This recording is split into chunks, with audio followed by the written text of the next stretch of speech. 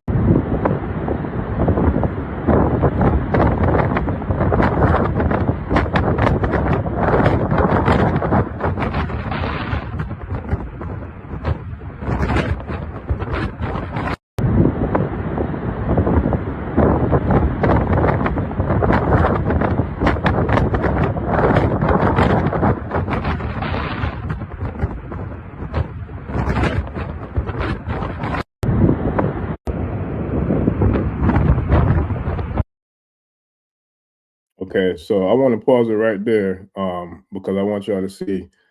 I remember the first time when I shared this, the very first time, I didn't realize like the significance and the numbers of what was shown. Hopefully my screen like is blocked a little bit. Hopefully y'all can see the full screen.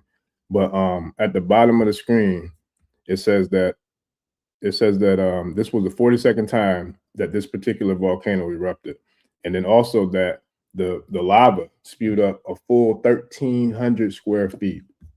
So when we talk about numerology, right, we all know that 42, you know, goes back to Kemet. 42 is going back to the powerful, you know, laws of Maat. You know what I mean? We're talking about the 42 laws of Maat. We're talking about the divine feminine. You know what I mean? The goddess of Maat.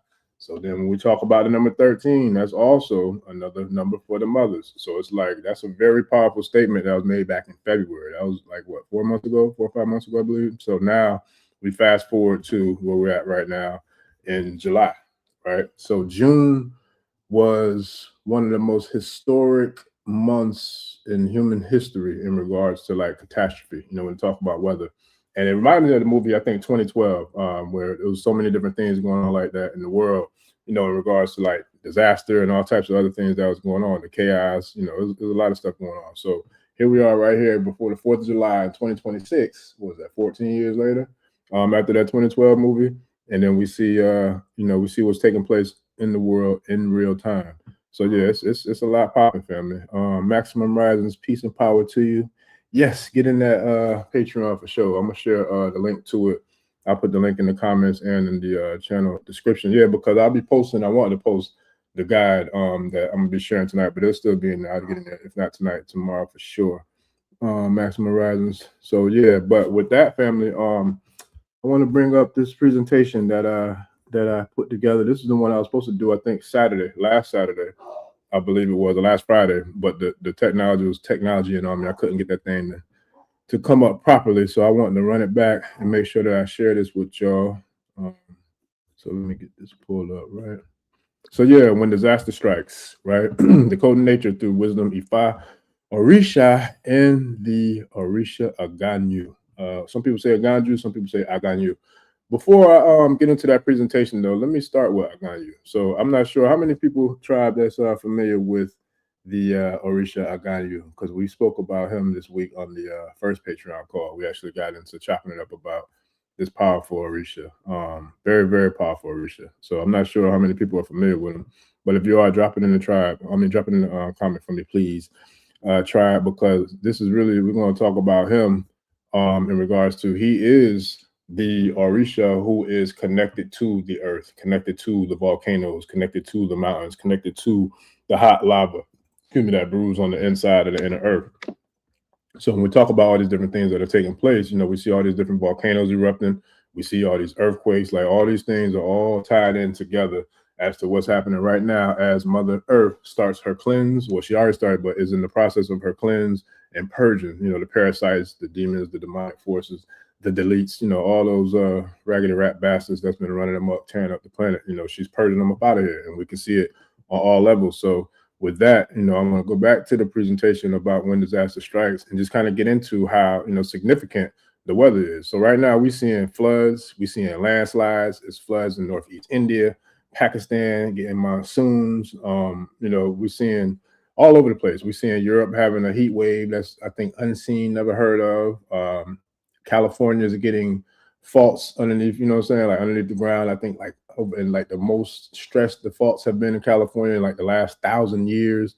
So we're seeing some real, crazy things happening right now. Venezuela got hit with those twin earthquakes, and then it was like 5 or 6 earthquakes, I think, that happened all in the Ring of Fire, all simultaneously. So all these things are all happening all at the same time on the planet Earth. So I know a lot of y'all probably heard about that El Nino thing that was going down too, the super El Nino. So now we seeing in real time, what's popping. And then shout out again to Nikki Love, because she spoke about several of these things on a few of our calls, actually.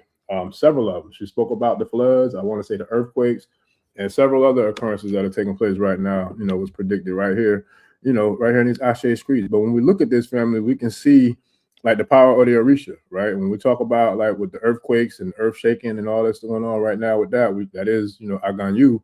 But then now we got to also look at the floods. We look at the waters. We got to look at, Imoja. We got to look at the power and the significance of Olokun, you know what I mean? And then what are we learning from this? Like, what can we take away from this moment in time when we're dealing with seeing, the planet go through all these transformations as it's doing simultaneously for multiple different, dimensions of the world, whether it's in the air, whether it's in the sky, whether it's through, the water, whether it's through the inner earth, whether it's through the volcanoes, through the mountains, etc. It's all going down simultaneously at the same time. And every single one of these aspects of nature is then tied back to one of the deities who are aspects and forces of nature, which are the Orisha. So with the floods in the water, we see that with Imoja and Oshun. So what is it teaching us? You know what I mean? Is it teaching us like the boundaries in life? Is it teaching us about how, to stay in alignment and to stay, in Iwa Kwele, or in balance and good character, or to operate out of the essence of the laws of Maat? Like what exactly are we seeing here, that's going down? Then we talk about these wildfires. You know, we got all these wildfires. They're talking about the heat dome. I think for those out there in Utah, I think I want to say like 93,000 square feet, I think, of the fire that's been burnt down so far. Temperatures are going crazy. Got temperatures in the hundreds, and I think almost all the way across the United States, if I'm not mistaken. And then you got a couple of states that are actually going through like snowstorms in July. Make that make sense. It reminded me of that song by Fabulous, Cold Summer, because it's definitely it's a hot summer, but in some places it's a cold summer too. And shout out to Maximum Rising, said it was 110 in Virginia today. That's crazy. $110 in Virginia. When's the last time? I haven't heard that high of a temperature nowhere, and I can't think of how long. So $110 in Virginia, man. Make sure y'all stay hydrated. Make sure y'all keep yourself in cool temperatures, man. Stay in that AC, stay in that dew, because it's definitely temperatures that can cause. Matter of fact, if I'm not mistaken, before I came on the show, or before we did the private call, I did like one more scan on the internet to see what was going on. If I'm not mistaken, I want to say it's about 12 to 1,300 people in Europe have passed away and died from like heat-related deaths, whether it's heat strokes. I don't know if they got burnt to death. I'm not sure, but I do know the planet ain't playing, man. It's not playing. So I think it's like 1,300 over there in Europe just from the heat. You know what I'm saying? Like that's crazy. And I don't believe they used to getting heat over there like that. Not like that.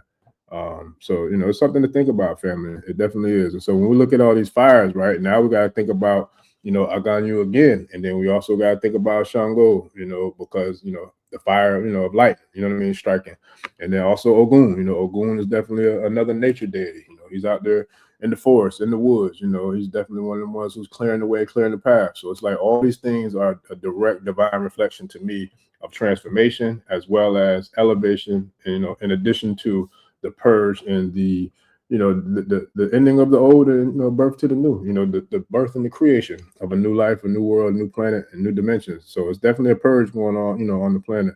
And then we look at all these different so-called deletes that are making these bunkers and doing all these different things, I think, to try to avoid it's not funny, but it is funny. I think they tried to make all that to avoid this right here was happening, but at the end of the day, you can't get rid of nature. Like, you can't beat or defeat nature. You can't hide from it. You can't run from it. You can't bury yourself into a bunker from it, because just as we see these volcanoes erupting on the surface, trust and believe they can erupt under the surface, and them quakes can break or shake anything. So I remember talking about that on multiple calls about how, it's funny to me that they think that they could create these little bunkers or whatever it's going to help.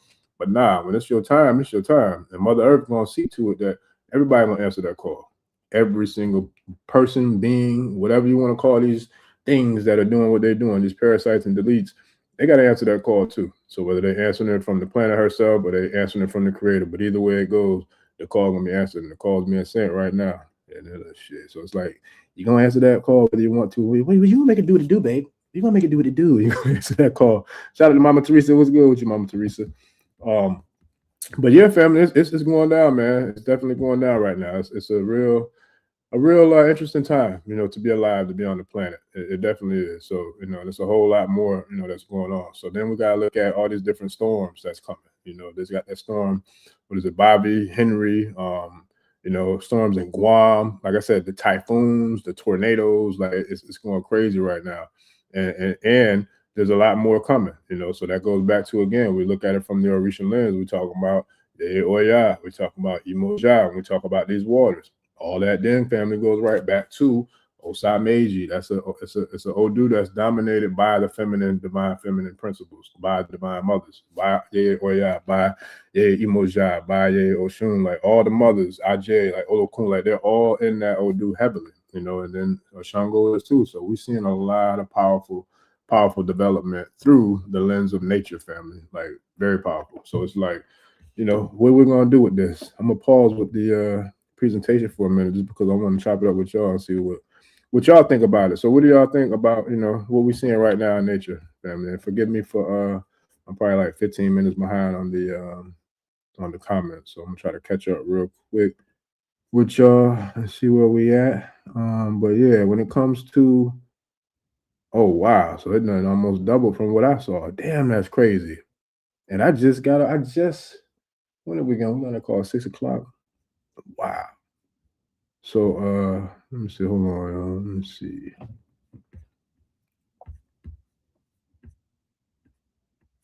What was that comment? I just saw. Okay, here we go. Shout out to Maximum Rising. So she said it done went up to 2,000 people that passed away in Europe. That's crazy because I'm talking about like literally probably looked at a report around 5. I don't know, probably a little bit before 5. I've been on calls since like 5, but I know so probably about 3 or 4 I looked at a report and I want to say it was like 1,300, and that was at like 3-4 p.m. Eastern. So now we're looking at 11:30 p.m. Eastern, and it done rose to 2,000. So yeah, man, mama ain't playing. She ain't playing.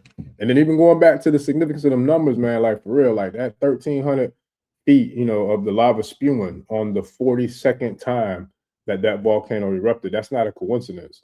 Just the fact that even Spirit led me to do the research on those earthquakes and all what was happening in nature, to me, I don't feel like that's a coincidence. It's not a coincidence. Like, I didn't even know where it really came from. Like, for me to do that type of research, which is a little different from what I normally do in regards to the show. But I had, you know, I could not listen to whatever was urging me to, you know, do that research. But I'm glad that I did, because now we got receipts, you know, timestamps to see how, you know, we've been tracking this thing, how it's already developing in a whole nother warp speed. So, man, it's crazy out here in these Ashe streets, family. So what do y'all think about that, family? Y'all prepared? Y'all ready for this? Y'all ready to ride this ride out here, tribe?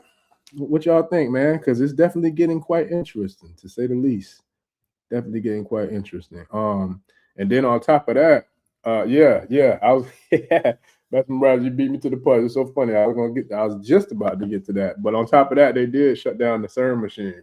They think they set CERN down, I want to say the 29th. They shut down the CERN machine.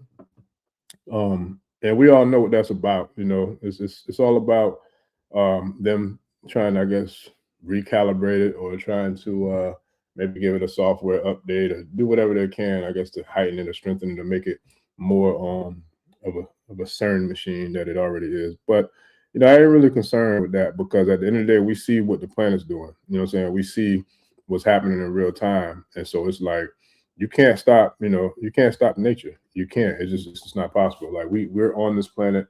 The planet is a living, breathing, you know what I'm saying, entity herself. And so if we're vibrating in alignment with that energy and frequency, we're good. And if we're not, we're gone. It's just that simple. Like, for real, for real. We've been talking about it on this channel at least for the last 2 years, 2.5 years since we've been doing it. We've been talking about, you know, the transformation. We've been talking about the elevation. We've been talking about, you know, the third dimension to the fifth dimension. We've been talking about going from the Piscean age to the age of Aquarius. We've been talking about all this stuff for like the last 2.5 years, about how, you know, it's all unfolding, but it's unfolding right before our very eyes in real time. And, you know, it's powerful. It's a wonderful time to be alive, I can tell you that. But, you know, to quote Professor Kaba, he's like, yo, we're going to get to the promised land. That's the good part. The bad part is some of us ain't going to make it. So it's like, you know, where are we at now in regards to our Ori?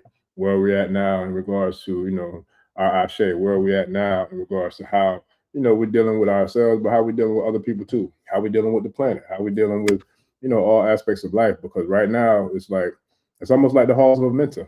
You know, for those who are into the Kemetic space, into the Kemetic spiritual system and sciences, you know, the hall of Amenti is the hall of, you know, when you're going to pretty much almost like Judgment Day, where the heart and the feather gets weighed. You know, which way is the scale going to tip?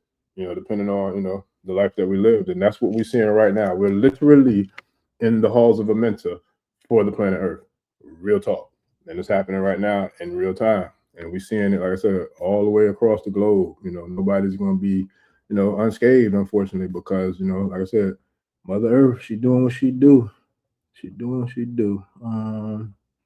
You said it'll never be turned back on. Hold on 1 second.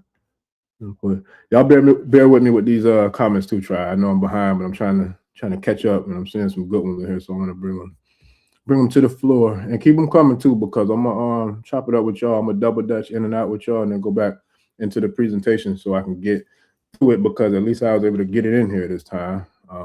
So that's a good thing, and I'm looking to do another one tomorrow too, I think, because there's some other stuff that I know I've been saying I want to get out here to the tribe and I didn't get a chance to get to yet. So let Maximum Rising said, I was just studying that. I had no idea until today. Which one was it, Maximum Rising? This was what I wanted to share. Since CERN has been off, Mother is free. What we are seeing is just the beginning. We have maybe a year or 2 years, and that's facts.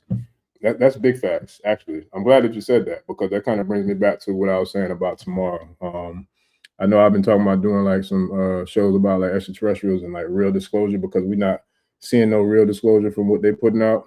So I'm gonna definitely do my little due diligence and put together a nice little presentation for the tribe tomorrow. I think tomorrow will be a very, very appropriate day to have that type of call, that type of energy put out into the universe. So yeah, I look forward to doing that one with y'all too, family, for sure.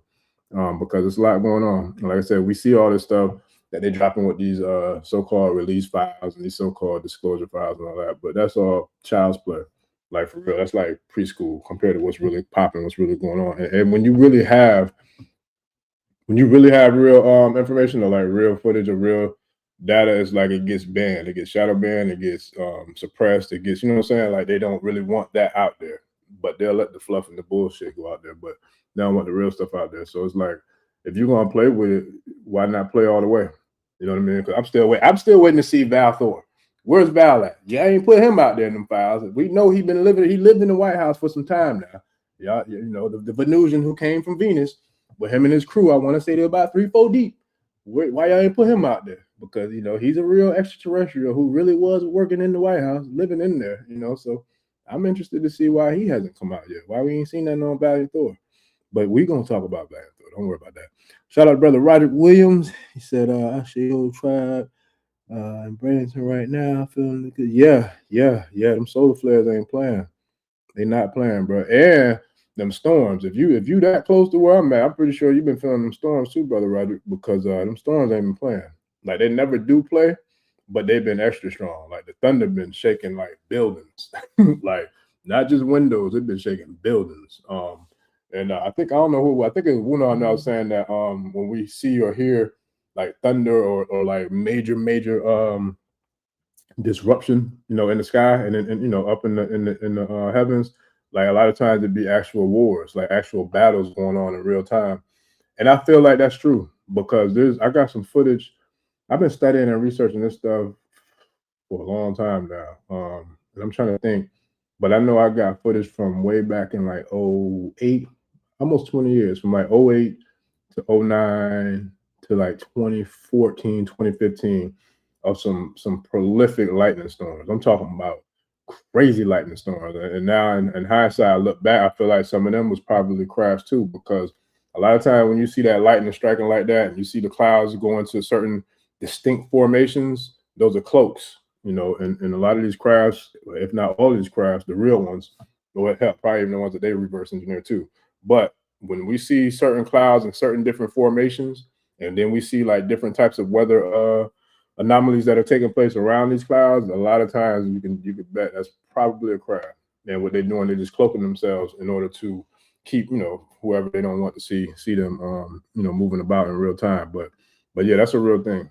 And I definitely, I got some footage for that too that I'm looking forward to sharing with y'all too, family. So I definitely look forward to doing that extraterrestrial call.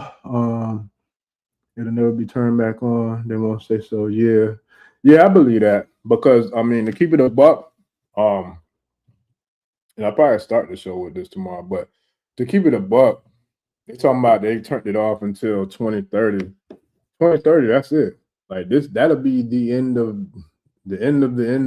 what we know it will be in 2030. And that's facts. Like, straight up, no chaser. So it's like, yeah, I got to agree with you on that one too, Maximum Horizon, because yeah, 2030 is a wrap. So and honestly, I feel like what they're probably doing, they're probably just telling us that they're cutting it off, whatever, but they're probably just rebooting it or recalibrating it to use it now, to try to ratchet shit up as much as they can between now and 2030, because I just don't see why they would bring that information forward to let the, you know what I'm saying, the masses know. And a lot of this stuff be psyops, you know what I'm saying? They do that to see how we're going to react, to how we're going to respond, kind of like what they did with that one that took place in 2020, where they was testing to see, you know, what they could do, what people would go for, what people wouldn't, who would bite the bait, who wouldn't, you know, who would take the fake medicine and who wouldn't, you know, all that stuff. So yeah, It's a real thing. Oh, okay, I got you. I see you. Peace and Power, FRB Supreme, Mag Star, Soul Council. I like that. That's dope. Yes, sir. I like that. Soul Council. I might have to borrow that one from your family. Soul Council. I like that. Oh, okay. Halls of Amenta. Yeah. The Halls of Amenta, man, powerful. And you know, all this is tied together, family. That's another thing. You know, when it comes to the cultures, when it comes to whether you're talking about, you know, Ifa, Orisha, Sheshe, you're talking about Kemet, or you're talking about Benin, when you talk about, you know, you can talk about Haiti, wherever you want to go. Hell, you could talk about here, you know, with our Gullah Geechee families, and you know what I'm saying, with the hoodoo voodoo, like all of it's tied together. Everything is tied together. It's just a matter of what particular demographic spot or location that we were in or on the planet, you know, where we'll call it a different name. Like, it's just that simple, because the same deities are interchangeable, the same energies are, you know what I'm saying, are interchangeable as well. And it's just like where we were from or what part of the world we were in is what we will call them. You know what I mean? So that's literally what it is. But saying the book of coming forth by day. Yeah, that's a powerful piece of work too. And it's funny because I was on the Kybalion last week, the 7 Hermetic Principles, the 3 Initiates, and it talks about the Hermetic Principles. The Kybalion was another powerful book. I was on that last week too, before we brought Professor Kaba in. So yeah, it's definitely a lot going down. Peace and power, Khadijah. Thanks for bringing us to our awareness. It helps us prepare for. Yeah, it does. It does, because, you know, it's all in the mind, like, for real. You know, and it goes back to what we were talking about in the private community with the Ori. Like, we have the power and the ability to create our reality and our experience based upon how we process it in the mind. And that's why, you know, especially right now, it's a very significant time for us to be focusing on that mind's eye and really, really mastering and controlling the mind's eye. Like, every single one of us has the capabilities, has the genetic, you know what I'm saying? I would say the genetic makeup to be able to be, you know, the one to transform or morph into the one. Like, all of us have the ability to be the one as Neo. You know what I mean? Every single one of us has that ability. So it's about you really believing in the fact that you are the one. Because who's gonna stop you from being the one? Who's gonna stop you? I'm curious. Because as far as I know, the only person that can stop you for real is you. Now, you can give your power or your Ashe away to somebody else, but can't nobody take it from you. So as long as you have that mindset to know that I'm the one, ain't nobody gonna stop me from being the one, then that's what it is, because the universe is gonna mold to your will, you know, because you're speaking with that Ofo Ashe, you're speaking the truth to power, you're speaking the vibrational frequency out into the universe. So now you have no choice but to return back what you're putting out. And it works both ways. Just like, you know, we were talking about that earlier too, the laws of polarity. You can't have one without the other. Where there's light, there's dark. Where there's cold, there's hot. You know, where there's fast, there's slow. Where there's east, there's west. Where there's north, there's south. Like, where there's in, there's out. Whichever way you want to look at it, it's the laws of polarity. That's the beautiful thing about this thing we call creation when we're talking about the creator. So with that being said, being that we are children of the universal prime creator, that means we have the ability and the genetic DNA makeup to be co-creators. You know what I mean? So now's the time to create the reality that, you know, you want to see, the reality that you want to experience, because nobody can stop that but us. You know what I mean? So yeah, man. Let me see these comments. Yeah, it is that Oya energy. Yeah, I'm gonna go back into the presentation too on that note. Raz term 777. Yeah, Oya and El Nino. Yeah, that's facts. Don Birdkeeper. That's fact. And them two powerful. Yeah. Whew, that's two powerful, very powerful systems. Let's just call it that. I'm gonna say systems, because that's what we're seeing right now. We're seeing some powerful systems at play. As above, so below, as within, so without. Shout out to Jay McDonald, Sacktown family in the building. What's good with you, family? The West Coast family out there. I don't know if you was affected by that, Jay, but hopefully not. But I heard y'all have some tremors or some type of activity going on over there by the fault lines over there in Cali, man. Something like the most activity in the last 1,000 years or something like that. Let me know if you felt or had any effects or any of that, you know, where you at in your part of Cali. In California, yeah. But yeah, family, I'm gonna get back into this presentation real quick so I can wrap it up, so I can chop it up with y'all again before we get up out of here. But yeah, back to the earthquakes. Tonga had one at 5.7. Afghanistan had one at 5.5. And both of them, it says that, there was reduced, to surface damage, but also, seismically they remain, moderate, but the ground is still active and it looks still. And this is where it comes back to Aganju, because Aganju, like I said, he is the deity of the inner earth, the inner cores of the earth, of the mountains, of the volcanoes. Like very, very, very powerful deity, family, very powerful. And so when we think about that, right, we got to think about what we're talking about with the Odu of destruction in order to make way for construction. So now when we talk about that construction part, we got to go back into thinking about Obatala, because he is the creator and the molder of all, of all heads, of all Oris, of all humanity, you know what I mean? So it's like when we get to the point where, Operation Extinction Level Event is upon us, or I should say when disaster strikes, is upon us, when we see through all this destruction and all that, then we're going to see, the ability for construction. And, shout out to my pops, because he was down here for Father's Day, and he was just talking about like the storms that we be having here in Florida. It was like, you know what? Every time I see that y'all have a bad storm, it seems like it don't really take y'all no time, to rebuild and to bounce back. And I'm like, I feel like it's the experience.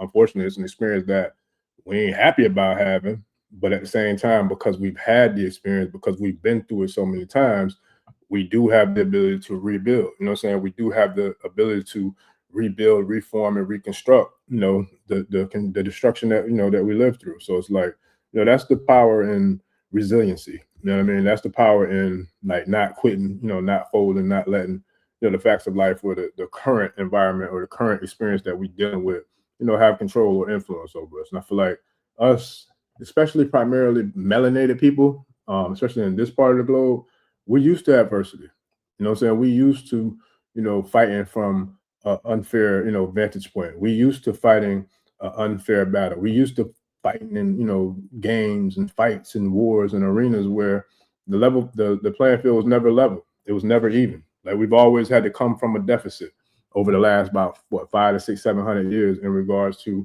us as a people culturally. You know what I mean? But now we seeing with this current establishment, they are buckling, the society or culture as a whole in this thing that we call the U.S. corporation.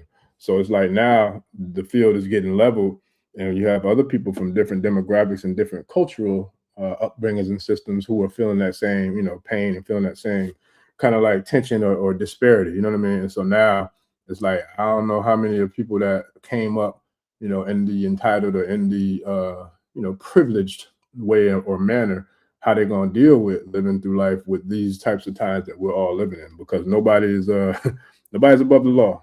Nobody's above the law. Right now, we are literally seeing the 42 laws of Maat manifest in real time all across the globe, and like it's happening fast. So with that being said, family, what foundation do y'all feel like needs to be rebuilt, amongst humanity? Like what foundation needs to be structured or be strengthened, you know what I mean, in regards to where we're at right now? Because Mother Earth never forgets. You know what I mean? And like I said, the laws of Maat is bringing forth the time now to bring the balance, the reciprocity for all the things that's taken place, over the last several thousand years, but definitely the last 600 years or more. But when we talk about the volcanoes, back to Aganju and that ring of fire, we're seeing multiple volcanoes all erupting all at the same time, like literally simultaneously. And so we're seeing, the fallout of that from the ashes, the lava, messing with flight patterns, with the aviation, with the planes. So yeah, it's definitely going down. And then, so we look at the Orisha lands, right? We're looking at Aganju again. We're looking at Shango again. We're looking at Ogun again. Very powerful deities, man, like very powerful. So then we think about that. How do we reflect with that in regards to like, how we respond to these events, and then what's going to be the way that we bounce back from these events? Healing hearts. Let me see. Yeah. Oh, hardened hearts. Hardened hearts. Okay. Corruption. Yeah, that's being torn down and burnt down for sure. Let me see. Vert Keeper said, I experienced popping in the air, like electromagnetic stuff clashing with surrounding atmosphere. Yeah. Actually, there's a lot of that kind of stuff going on too, Vert. Like for real, because you know, the other day, it's funny because I was taking the trash out the other day, and it was my first time coming outside that particular day. And like it was crazy because when I came out, I remember I had my dog with me, and I went to take the trash out, and it was like the way the sun was blaring, it wasn't no clouds in the sky, and it was like a direct beam, you know, of the sun just shining right down in the area where I was at, and it hit me like head on. And when it did that, but I remember like literally looking, like seeing little black like dots, like little tiny black orbs or dots. And it was nuts because I had never seen anything like that. Now I have had times like maybe playing football or playing any type of sports out in the sun where you either get hit or you get tackled or you fall hard or whatever. And then when you get up, you kind of have, what they say, them little cobwebs or whatever. You can kind of, I won't say see stars, but I'm pretty sure I'm not the only one who's seen this. They're kind of like y'all remember that candy? I forgot what the name of that candy was, but it was fruit roll-ups. And you know how fruit roll-ups, they'll be rolled up and then you peel the taffy or the candy part off of the roll-up, but then you still had the paper that was underneath it. So I would see like little, almost like DNA strands in the sky or in the air, you know what I'm saying? After like going through some sort of major contact from like a hard tackle or hitting somebody hard or something like that. And like I remember like getting up from the contact or whatever and seeing like almost like little DNA strands in the sky, which was crazy. It was weird. But I saw something like that the other day, but they were just little black dots, like little black orbs. I'm like, yo, this is different. So so yeah, Ryan, he ain't playing, man. Nah, you ain't crazy, bro. Like I just had an experience like that literally last week. Like literally, it just happened. And like I said, I was directly in the beam of the line of the sun, like the way the sun was at. It was probably, I'm thinking now, I don't remember exactly what time it was, but just thinking about where the sun was at, I would have to say it was anywhere between probably like 12:30 and 1:30 or 2 o'clock p.m. because the way the sun was almost like up at high noon, but it was at an angle. So I know it probably wasn't directly 12, but it probably like a little after 12 o'clock. But it was different. I'm talking about it was different. Like I was like, yo, I had to kind of blink my eyes a little bit because I wear contacts most of the time. And I know sometimes for those who wear contacts, sometimes they can kind of go in a certain way, or they get misplaced, and you got to kind of either mess around with them by opening and closing, or you got to take them out, readjust them, or whatever. But yeah, this wasn't that because it was perfectly snug where it was at, and it was crazy, man. But I definitely saw them little black orbs, so I felt like that was some sort of reaction to a solar flare download, or a neutrino, or something. Some sort of particle that had to do something with the power of the sun for sure. Yeah, nah, that's facts. Nikki Vadoon, I hope I'm saying that right. Please give me grace if I'm not. 4250 says this is exactly the kind of stuff that inspired parts of my sci-fi novel, The Veil Protocol. We are waking up on we woke. That's what's up. I like the sound of that. Is it Nikki? Nikki? I'm just gonna say Miss Dunn. Because like I said, I don't want to mess up your name, but I definitely am interested in hearing more about your novel because that sounds very interesting. The Veil Protocol. That sounds pretty dope, actually. So yeah, I'm definitely interested in hearing a little bit more about that. Okay. So not supposed to feel anything awake. Supposed to power up during the rest. Yeah. Well, I saw something there that day. I definitely feel like I've been feeling it with the resting part though. I've been, and that's another thing, family. Have y'all been feeling extra fatigued, extra tired? I know I have, and it's crazy because I know I work a lot and I keep late hours a lot of times. But I've been working on that, and even with me working on doing better with that, I still be feeling like no matter how much I sleep, I'm not getting enough sleep. So I don't feel like I'm the only one that's feeling that because I've seen and heard and spoke to other people that was feeling the same way. So have y'all been feeling the effects of like really, really, really just feeling like super tired or just not having, enough rest, even though you got the right amount of rest or what you normally would consider the right amount of rest? If so, let me know, family. Oh yeah. Yeah, she's definitely teaching us a powerful lesson for sure. Khadijah, that's real. Very powerful. So powerful we won't forget it. I can tell you that. We definitely won't forget it. Yeah, Raz Turn said, I've been seeing orbs floating In and out. Yeah. It's happening, family. It's definitely happening for sure. Ryan Renee 584. The plasma you feel from the sun is different for sure. The thermostat. Yeah. That was a bar too, by the way. The plasma you feel from the sun is different for sure. The thermostat isn't accurate no more. That's facts. Big facts, man. That's big facts. Yes, sir. A.T. Brown, Heron, Peace family, what's good with you? What's good? Yeah. It's a lot, family. A whole lot. There's a whole lot more. A whole lot more. Like I said, this one was supposed to be done last week, but for some reason I couldn't get it into the platform. So what I did, I just kind of updated the new information that took place over the last 7 days prior to today, because actually I finished it yesterday because I was going to do this live last night, but was having more issues with the technology. But I think it was Ifa Nina that was telling me earlier this week, saying that I knew we had the full moons, but I didn't know it was in Mercury retrograde. So that makes sense, man, because the technology definitely it been technology for sure, to say the least. But so back to the Earth, the ocean heat, the marine anomalies, record high surface temperatures, sea surface temperatures. A lot of that I think does have something to do with the Super El Nino. June, the global surfaces reached a record high. Marine heat waves are expanding across multiple ocean basins. The ocean is warming up, with amplifying, global weather extremes. And now all this is going back to, Imoja. It's going back to Olokun, right? Because those are the water deities, of the ocean and the deep ocean. And it's heating up. So when we talk about them heating up the way that they are, we then now have to kind of think about what's happening in Antarctica, because a lot of those ice walls are melting, family, and as they melt, that's going to contribute more, to the water, right? And then you think about all these different data centers, right? They're building all these different damn data centers, and these data centers are drinking up all the water. They're using a whole ton of these data centers are using up a whole ton of our water. So it's like I don't know how many people are paying attention to, the droughts that are going on in a lot of different places. As a matter of fact, Florida is another place that's going through a drought. And then we talk about the millions upon millions of gallons of water that they're using for these data centers. That's not helping the cause. Like it's really, I feel like it's speeding up, the inevitable. So when we think about that, right? Where do you guys, what do y'all feel like this is going to lead to, family? Like, especially with all those different, like I said, the data centers who are creating the droughts.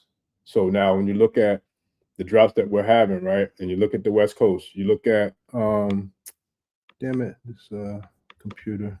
Hold on one second. Let me fix this screen.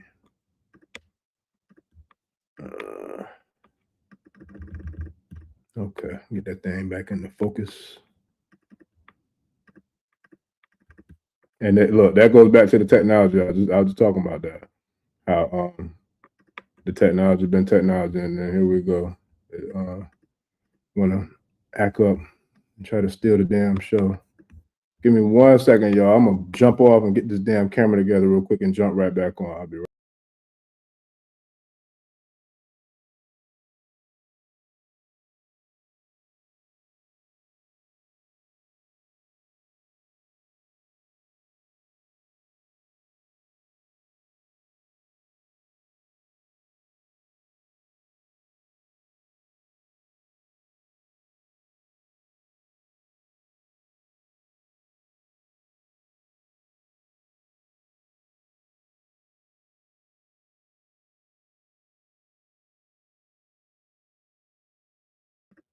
All right. Yeah, I don't feel like that's no coincidence either, by the way. As much as I've been doing these shows, I don't remember having no issues with the mic or the camera acting a fool the way it has been lately. So I feel like I said earlier, even with the private community calls, I've been dealing with technical difficulties, and even like I said, even last week, trying to get this presentation up to y'all, it was crazy. Like the platform's not working, the technology ain't technology. Yeah. So anywho, with that being said, we're still gonna get this work and put this information out to the people. I forgot where I was going before the camera thing. I think I was talking about the water and like how the water, with them using it for the data centers and all that. And then you look at all these different wildfires that's going on the West Coast. You got droughts going on over here on the East Coast. And you got these super heat domes, you know what I'm saying, that's loading up with the heat. So you have all this hot heat, fire, temperature, right? And then you talk about losing water, right? Like you got a lot of droughts, a lot of places that don't have any water. And then you talk about the heat in the ocean, the heat, you know what I'm saying, and the vast majority of the ocean being extremely hot. All that really is a recipe for disaster, family. And this is not, I'm not into the fear mongering. I'm not into, you know what I'm saying, the doomsday foolishness and all that. But I am into being real. And I am into sharing, you know what I'm saying, valuable information and research, you know, what's going on right now, what's happening. So when we think about that, it sounds like it's a recipe for true disaster, because when we talk about that water heating up the way it is, right? We talk about these earthquakes, we talk about these tsunamis, I mean, these earthquakes and the volcanoes and all that, that's a really, really strong sign of the core of the earth being extremely hot. I mean, extremely hot. And that goes back to this deity that, you know, I started the show with earlier, that a lot of people, you know, I haven't heard a lot about him. I'm not saying a lot of people don't know, but as far as I know, most people that speak about Orisha, it's like the 7 major Orishas, you know, and there's a few others that I feel like a lot of people talk about, but Aganju is a very, very powerful deity. And I feel like with what's happening right now, I know Oya is attributed to the storms. Shango is also attributed to fire, lightning, all these different aspects of nature that those two coincide and coexist with, you know, in regards to what they do. But Aganju is an ancient old deity, very powerful, because, like I said, with the aspects of nature that he's connected to, we can't help but see the influence of what is being brought, you know, to the planet right now. So I want to really share. I was going to wait till the end of the presentation to share this, but I'm going to share it now. I might share it again on the end about the 4 phases of what we're seeing when we're dealing with what's taking place on the planet. Not to mention all of them, I feel like, are playing their part in regards to what we're seeing with the aspects and characteristics of them and the domains that they preside over in regards to nature. But this particular deity, I feel like he is somebody that, like, it's almost like the unseen hand of power. Like, you know what I mean? You know how in mob movies you have, you know, the Goodfellas, the Godfathers, and things of that nature. You got the bosses. You don't really see too much or hear too much about the boss, but you do see, you know, the capos. You do see, you know what I'm saying, like the street enforcers. You see all that. But there's also bosses out there, you know, that hide behind the scene or just stay, you know, stay off in the cut. But boy, when they come out, they come out. And I feel like that's what we're seeing now. Like we know that, you know, the planet's going through a major shift, but we also now got to be aware of there are different energies and different forces that are also coming to play. Like they jumping into the party too. And so Aganju is one of those very powerful deities that's a very, very old, very, very ancient, historically powerful deity. And I feel like now's the time that he's coming to do what he do, which is bring about the destruction, and then also to kind of help with Yeye Oya and to help with Kabiesi Shango in regards to destruction, but also to bring about transformation and putting an end to the old and bringing about, you know, the seeds and the birth of the new and bringing about the construction. So when we talk about that, we see him in 4 phases, right? So which phase do y'all feel like we're in now? Because right now we see a lot of things going on. You know, we see the phases of the eruptions. You know, we see the phases of the lava flowing. We see the phases of the, you know, the twin tornadoes. I mean, the twin earthquakes, you know what I mean? And tornadoes, actually, typhoons too are going down, right? So who is Aganju? Aganju is one of the oldest Orishas in the Yoruba tradition. He governs volcanoes, mountains, earth, fire, and civilization. He is associated with strength, transformation, leadership, and hidden wealth. He is the Orisha of geological power, and he is the most relevant Orisha on the planet right now. Based upon what we're seeing and all the different things that are happening, he is extremely, extremely relevant, because I feel like it's him who came in like kind of like Debo. When Debo joined WWF, like he came in, you know what I'm saying, and kind of shut down the whole wrestling federation. Like I feel like that's what Aganju is doing right now, you know, in regards to nature, like coming in and being a catalyst to shutting ish down. So, you know, that's who he is. And these are the phases that he, you know, brings about to teach. So phase 1, dormancy, the hidden work, the internal pressure, the preparation. You know, a lot of us on this channel, a lot of us who are in tribe, we've been through this. Like we literally have done this. We've done the inner work. You've done the detoxing. You've done the fasting. You've done the breaking away from liability behavior. You've done the breaking out of old relationships. You've done the leaving of old jobs and environments. You've done the walking away from spiritual places and traditions that didn't serve you. You know what I mean? So now you're walking into or waking up to or standing up into your truth, into your power. You know what I'm saying? Living and speaking truth to power. Well, we was in the dormancy phase prior to doing so, right? Phase 1. So, this phase is nothing like, it's like what's happening on the surface, but actually happening beneath, right? Everything is building. Sometimes you might feel stuck when you're in the dormancy phase. I was just talking to somebody the other day, and we were talking about, I think it's like growth and elevation. And I'm like, a lot of us want to just have the microwavable meal when it comes to growth and elevation, but we can't really have it like that because we're not going to have the full, results or the full benefits of the nutrients, that comes along with the process, right? So when we talk about the process, we got to go through that dormancy phase, because if we don't, we had that rapid, that rapid meal, that rapid growth or whatever. It's almost, no shade to nobody who got one if anybody's on here, but it's almost like getting a BBL, or the people who get the fake locks and, get the locks installed without going through the process, right? And I'm not judging. I ain't throwing no shade because that's none of my business. That's not me. I'm just trying to make a metaphor, family. But with that being said, when we go through it the organic way, I would then have to equate that to Kepra. You know what I'm saying? The dung beetle of ancient Kemet. When we talk about Kepra, we talk about, the dung beetle. The way that the dung beetle creates is they literally go into and build a burrow of feces, a burrow of dung. And then the female will literally, she will lay her eggs within that pile of dung, within that pile of feces. And then she'll throw more feces on top of it until she buries it deep into like a middle, like almost like the yolk in the egg, right? And then she'll continue to make sure that there's enough dung to make sure that her eggs are, safe and that they're secure in there.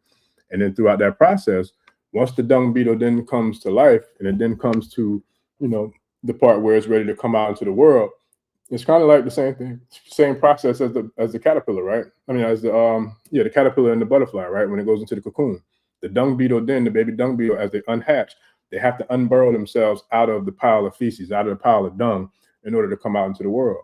But once they do, they come out into the world and they transform into, one of the most sacred, holiest of holy, I would say entities in the animal kingdom of all, especially from the Kemetic culture, of all of them, like for real, because that beetle ain't no joke. That's the Kepra, the god of transformation. I feel like that's us, family. I feel like we right now, as a people, as a culture, and as a planet, we're going through that awakening to the God self, you know what I'm saying, in order to transform into, these transformers. So shout out to Optimus Prime, you know what I mean? Like we transforming right now, family. So yeah, we're going through that dormancy phase. So sometimes it could feel stuck, being in the cocoon or being in the metaphorical, ball of dung, but it gives us the opportunity to grow, transform, and take flight. I feel like that's where we're at right now. So we seeing Mama Earth come through and knock ish down, you know what I'm saying, knock things over so we could build and then, transform and bring about that elevation from the 3rd dimension to the 5th dimension. So it might feel like nothing's moving, but we're seeing a whole lot is moving. And it might seem like things is quiet, maybe too quiet, but now Mother Earth ain't being quiet. So, and that's, Jay, this is what I was talking about right here when I was asking about Cali, about Southern California's fault system. Silent on the surface, but wound tighter than it has been in over 1,000 years, beneath the surface. So that right there, we're talking about Aganju again in dormancy, So dormancy is not delay, it's preparation. The mountain is never truly still. It's always in motion. So then we go to phase 2, the rumbling, the warning signs, the necessary tension, the pressure building. This is where the signs start, right? Small earthquakes, the tremors, things start cracking at the edges. The relationships start showing strain. The careers don't fit no more. It's funny, I think I was saying that organically. That was, I didn't realize that was into this part of the presentation too. But yeah, that's what's happening in real time. As far as like the elevation of people separating. The relationships are showing strain, careers don't fit no more. The pressure, that we feel, it's not, we can't really name it, but we know that we feel it. And it's happening across the globe. So then even when we talk about Tenerife, the Canary Islands, 250 plus micro earthquakes in literally 1 week. 1 week, 250 plus mini earthquakes. And that's usually brewing to, make way for a big one. So we already seen 2 big ones, I think, in Venezuela, them 2 7-point plus. But then we talk about this is a whole nother part of the world right now, over there in the Canary Islands and Tenerife, where those 250 micros are taking place. So it's something to pay attention to, family, especially if you're in that geographic location in the world. It's definitely something to pay attention to, and make sure that you have the proper evacuation or preparation plan set up, and intact and ready to go, because we just don't know at this point. But it goes back to what we were talking about earlier with the mind's eye, the Ori, and just being right within self. So Aganju's teaching for this rumbling is not a problem. It's information. The earth is telling us, that things is about to change, and it's changing right now, right before our eyes in real time. So after phase 2 with the rumbling, we then go into phase 3, which is the eruption. And like I said, we seeing that in real time, so the eruption, transformation, release, purification. This is the moment of maximum disruption, and we are seeing it right now, real time, on this Saturday, July, now officially the 4th, 2026, right? The maximum, opportunity of disruption, the jobs end, the relationships end, the life that we thought that was, what we wanted or where we wanted to be is now falling apart, and it feels like destruction, but it's not. You know what I mean? I feel like that's the preparation. Preparation creates separation. And then we see the global, I think that was the earthquake in Philippines, started on June 8th, 2026, 7.8 magnitude. At that point, I think 46 lives were lost, 40,000 displaced. The earth is restructuring itself in real time. The Aganju teaching, eruption is not the end, it's the purge. What cannot survive? The fire was not meant to continue.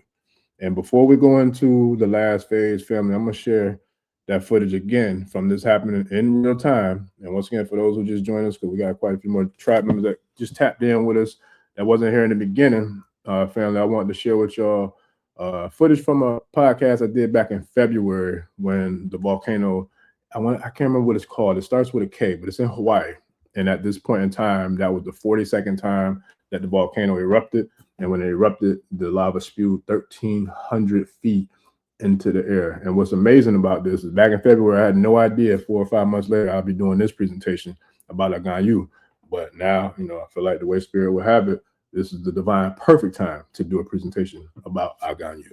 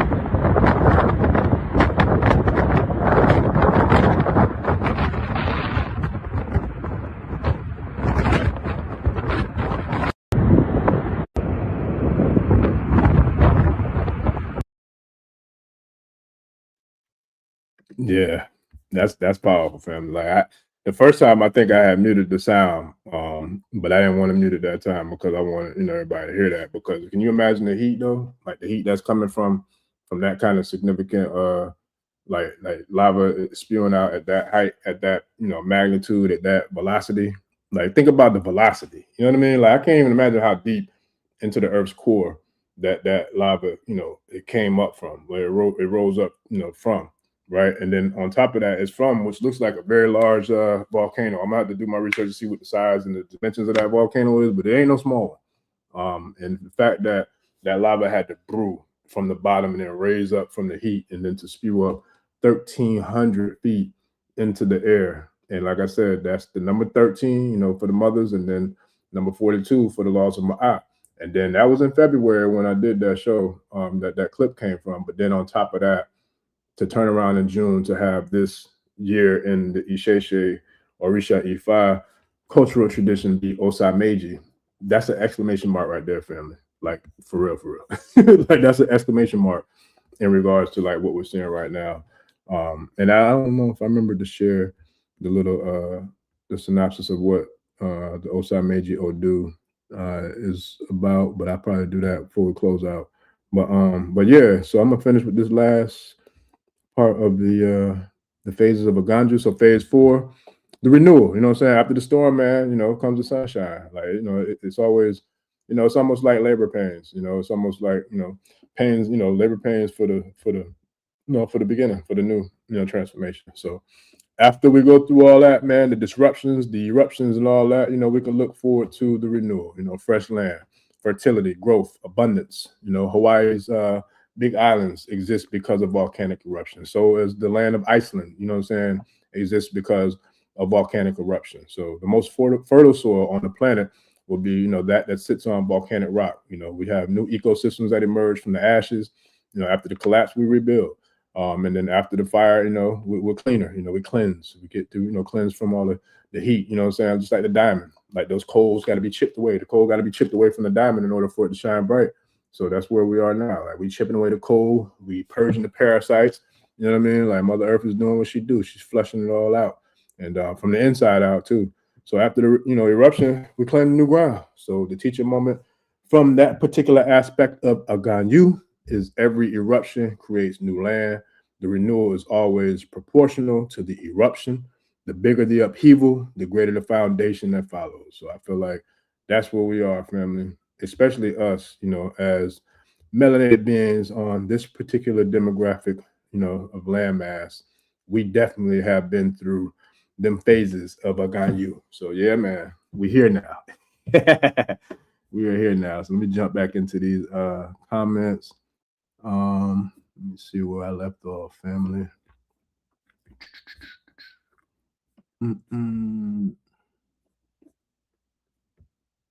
Okay, shout out to Truth Rise 144K3, M373 solar flare just went off.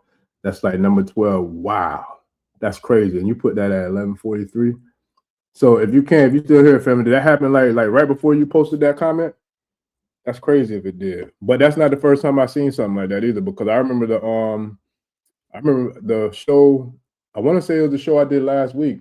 I was talking about something. This is when it really started turning up with these volcanoes and earthquakes and typhoons and monsoons and all this stuff. I remember talking about some of the earthquakes that had just took place. And I'll be damned if like the next day when I was doing my research report, I saw that literally 2 earthquakes took place the same time that we were doing a live stream talking about the earthquakes that took place that day. So I'm like, yo, this is crazy. I think it was might have been last Thursday or Friday. So yeah, it's crazy right now, family, for sure. But the entire universe, I think that was the question I asked about what we needed to rebuild. FRB Supreme Mass. All about the universe, family. I think Earth, yeah, we definitely got to do something with this one. But there's other planets and star systems that ain't dealing with all this foolishness, man. We came here to clean this ish up. Like we knew, all of us that came here to do this work, we knew what we came here for. We signed up for this mission. All right, we knew we was coming to a toilet bowl, and that's what, you know, that's what Mama Earth is, not in a literal way, but in a you know, kind of metaphorically, temporarily. You know, it's just one little fragment in time, you know, that would have that reputation, but that's because of the parasites that's been running amok and fucking shit up for the last couple thousand years. But as we can see, they're about to be up. They're actually on the way up out of here right now, you know, in real time. And we're gonna start seeing a lot of them just kind of, you know, spontaneously combust too, because like I said, a lot of these entities that are causing this disruption. Now we're gonna get deep too with this, family, and I think I won't probably go into all that tomorrow. But I'm gonna definitely go into the extraterrestrial stuff. But when we think about a lot of these entities that are the disruptors that are behind a lot of the stuff that's taking place, a lot of them are not surface inhabitants. They don't live on the surface of the planet. A lot of them live underneath the planet. A lot of them live, you know what I'm saying, in what some would say the underworld, but they live, you know, underneath because they already cannot be exposed to the regular old sun that we had, right? So now you mess around and now we got a new, you know what I'm saying, like a software updated a new, you know what I'm saying, more impactful, more powerful sun. They really can't mess with that. Like for real. And that's why You know, a lot of the stuff that's happening with the planet herself and all these destruction, you know, all the stuff that we're seeing, a lot of that has to do with the sun. You know what I mean? Like the sun and, you know, the Mother Earth, like Earth herself has elevated in frequency, and the sun is on a whole nother level with frequency. And that's why we see the Schumann resonance spikes. That's why we see the solar flares. That's why we see these hot temperatures. And yeah, some of it does have to do with weather manipulation, but not all of it. I feel like a vast majority of it is real. I feel like because, like I said, Mother Earth, she purging, she getting them up out of here. Like we literally are going into the golden age. Like we're going from the Piscean to the Aquarian age. And so that's a feminine, divine feminine age. You know what I'm saying? Like the Aquarian age is a very divine feminine age. So then we talk about, like I said, the Odu of Osai Meji, divine feminine, once again. That wasn't the first volcanic eruption, but number 42. I think that's the first one that I was able to share. 42, the laws of Maat. 1,300 feet. That's all divine feminine. Man, so it's like they letting things be known. We ain't having it. And it's time for us to come, sit on the throne, and do what we do. And that's to, you know, rule with balance, with grace, with freedom, righteousness, justice, equality, reciprocity, and all the others. Let me see. Greetings, family. Just tuning in, listening. Yeah, appreciate you, fella. Appreciate you for joining us. Not sure if it's your first time, but if it is, don't forget to like and share and subscribe. I definitely appreciate that, man. Especially if you can share with some family members or friends, or you know, people who you feel like will definitely benefit, or you know, will rock with the information for sure. Soul reasons. Nah, it wasn't coming from my eyes. But it definitely was like right. It's like right in front of my eyes. Within, I'll say, like, okay, my laptop's about 2 feet away. I'll say within like a 2 to 3 feet distance away from my eyes. But it definitely has something to do with the sun, though. That I know that for sure, because even like I said, when I walked out of the house, the sun was shining so bright and so hot, like it immediately like made an impact. It hit me immediately because I don't know what the temperature was. I don't think it was like the hottest part of the day yet. Because down here, I'll say probably about between, I don't know, maybe between 2 and 4 o'clock, 3 or 5 o'clock is probably when it's the hottest part of the day, because at that point you got the heat and the humidity. They tag team you then. So earlier in the day, it's probably more so just the heat busting you upside the head. But later on, depending on what part of the summer, later on, man, when it get a little later on into the day, that's when the humidity come out to play. So then they both tag teaming on you. You know what I'm saying? Like they like the Road Warriors, Animal and Hawk, where they're coming out to the bang, bang, bang, bang your head in on the turnbuckle, man. Like for real.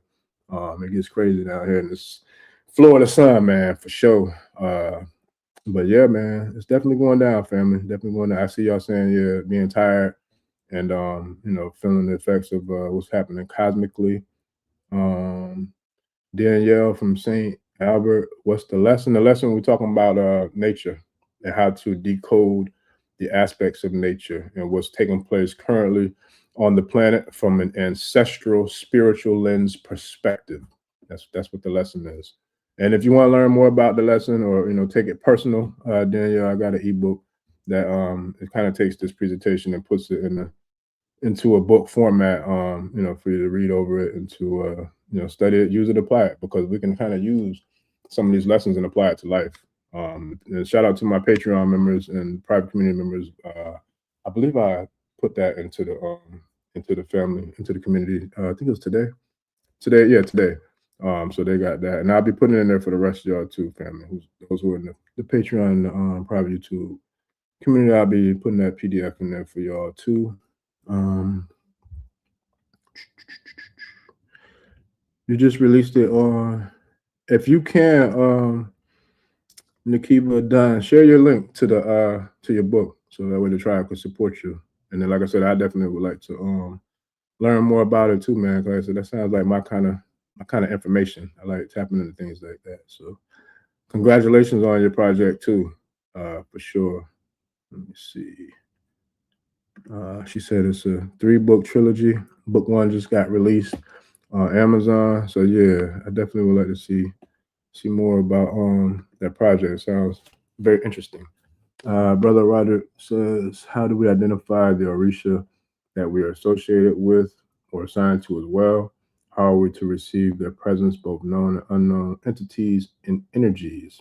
I constantly fight off the fatigue. Yeah, Brother Roger, I don't know if you was on them calls with us in the Patreon. Was that you? Because I know it was a Roderick in there. Was that you that was in there with us in the private community, Roderick? If so, let me know in the comments, because if that's you, then I can oh no, that's not you. Okay, so we got two of them, because the other one, I think he was from Mississippi. So no, that's a different. Okay, so yeah, Brother Roderick, in order to really find out, you would probably, well, the way my spiritual lineage goes, you would have to go through what we call your Eleki ceremony, and that's where you receive your beads of the deities. So, you know, every house, every Ile, every temple has a different way that they go about doing it. The way I was raised in my lineage, which is kind of like a combination, but my lineage goes back to Oyo Tunji, the African village in South Carolina, where my godmother was married to and was the wife to the Oba, Oba Adifumi Osurjiman. He was the Oba of Oyo Tunji, the first Oba of Oyo Tunji. And matter of fact, I've had let me say like 2-3 of his daughters on the show. And I'm sure, let me see if I can get it back on here too. Yeah, he's been on the show one time too, my godmother. But anyway, we come from that system out of Oyo Tunji. And so the way we do it, you get your Elekes, and during the Eleki ceremony, you will find out who your head Orisha is. I have heard some people say that they found out who their head was through divination, which, you know, I guess it's possible. That wasn't the way I found out, so I'm not going to speak on something that I don't know or that I don't practice. But the way I was brought into the culture and the tradition was when I got my Elekes is when I found out who my head was. And then from there, you know, that's when you can work with them. But, I mean, you can work with all the deities, though. Like, it really, you know, we can work with all of them, for real. I mean, and you should work with all of them, honestly. But, of course, your deity is the one that you definitely will have the most, I would say, intimate relationship with in regards to your journey. And then let me see if I answer all of the questions. Let me see. How are we to receive their presence and unknown? Yeah, that's the way to find out. You know, first and foremost, in regards to find out who your head is. But then, as far as working with them, hold on one second. I'm gonna pull something.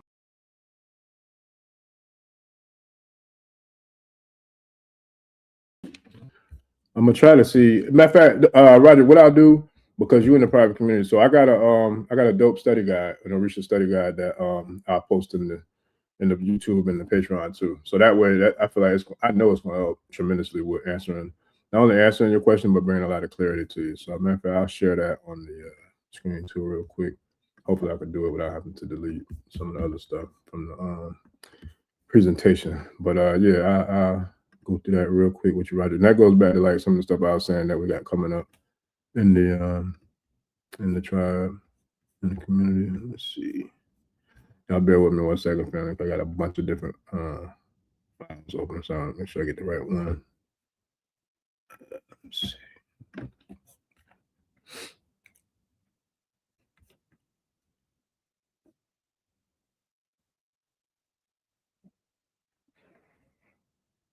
Taking a long time to load.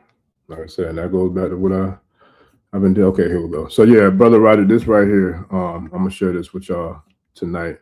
After we finish the stream, I'll post it in the matter of fact, let me just say tomorrow. Don't quote me on tonight, because I don't know how long we're gonna go, and I don't want to, you know, not get in there when I say so. So it'll definitely be in there by tomorrow if I don't get it tonight, depending on how long we go tonight. But this is what I'll be sharing with y'all. So especially for someone like where you are, I feel like in the beginning stages, I made this specifically for people who are brand new, you know, to the tradition and to the culture to get clarity. So it's the Yashe 7 Major Orisha Study Guide. You know, and it goes over, you know, the basic principles of each deity, each Orisha. As a matter of fact, I just thought about it. I put it on the website too, family. So I'm gonna run over there to the site because I'm giving it away for free right now. 4th of July weekend, looking to just, you know, share some love and you know, just show love to the family and to the tribe. So I'm gonna copy and paste this link real quick. And then for everybody, literally everybody on the call, if y'all want to go ahead and grab your copy, I'm about to share the link with you to download it. I think I had just put it on the website like a day ago. So if y'all want to get y'all a copy of this guide, man, go ahead and if I can get the link to click. And here we go to technology again. All right, bear with me, family, because like I said, this technology definitely been technology. Camera then started moving and doing things on his own, trying to show my whole studio setup, all willy-nilly with it. And I ain't asked it to. Wow. So now I can't even paste the damn link. Ain't that something? Well, I'll tell you, boy, it's something else. Let me see. I gotta figure out how I could get it to go because now I can't, for some reason, I can't paste the damn link, but it let me paste it right into another browser. So let me try it again. I'm telling you, boy, this technology be technology. Okay, here we go. Boom. All right, family. So if you want to grab you a copy of the study guide, the link is in the comments. So yeah, I'll go through it real quick too. But yeah, Brother Roger, this is the one that I created for the tribe, for the community. So it's a 7 major Orisha study guide. We go through, all 7 of the major Orisha. We start with Eshu Eglegba, with, the open of roads. We give like enough information for you to have a strong foundation of, of each Orisha. So we talk about its colors, sacred colors. We talk about the numbers. We talk about the natural environment, and then different ways, to give prayers and different ways to honor and work with Eshu. And we do that for each one of them. So then we got Ogun, same thing with Ogun. We go over him. We go over his numbers. We go over his colors. We go over his, natural environments and the domains in which he dominates, and then we have a little prayer, to go over working with Baba Ogunye. And then we go to Ye Oshun, the goddess of sweet waters and abundance and prosperity. And then we same thing with her colors, her numbers, her natural environments. We do it with all of the 7 major Orishas. So, with that being said, Imoja, then we go to Imoja, her colors, her numbers, her environment. We go to Baba Shango, Kabyesi, Baba Shango, King of Thunder, Justice, humanitarianism, the drums, the owner of the big world drum, colors, numbers, natural environment, So we go through all the top 7. Then my Baba, Epa Orisha, Baba Obatala. We go over him, his numbers, colors, domains, natural places in nature. Yeah, man. So, and then don't forget, last but definitely not least, Yansa Oya, Queen, Goddess, Mother of Transformation, the Niger River, the cemetery, courage, endings to all things that no longer serve, planting the seeds of life to all things that are the new beginnings, where we go out with the old and with the new, paying homage and honor and reverence to the Orisha, our Oris, and our ancestors too. So yeah, family, that's I'm glad you asked that question, Brother Roger, because that's what I got for you, especially being a tribe member with the private community and the Patreon. I definitely appreciate your love and support, family. So that's for you. And yeah, so I got a whole lot more. As a matter of fact, I think Sunday we're gonna start the Sacred Journey community as well. So that's why last week was kind of slow for me on the channel, because I've been building this stuff out for about a month and a half, family. And it's just, working with creating balance, between family life, I still got to do my spiritual counseling and, all the other stuff I do for not just the tribe members, but, for clients as well. So it's like, I've been really trying to put this stuff out, and it was supposed to start the 1st of June. But you know what I mean? It's just like, there was just so many different obstacles, so many different roadblocks trying to muck stuff up and trying to, just ratchet up the process. But everything happens in divine time, man. You know what I mean? So it's like, we don't get what we want when we want it, but we get what we need when we need it. So I feel like now is the time that, I could really, put this information out there and really take it to the next level with the tribe. And I'm going to boldly say this. I'm going to humbly say it, but I'm going to boldly say it. You're rocking with the #1 spirituality YouTube channel, tribe, and community in the world, like straight up. And I feel like that's what it is, because it ain't about me. It's about those who, that we tribe together. You know what I mean? So everybody in this tribe plays a role, and has contributed. And so I appreciate every single one of y'all, and that motivates me to go harder. You know what I mean? And to continue to do the work, continue to, dig deep, tap in, and make it do what it do by any and all means necessary.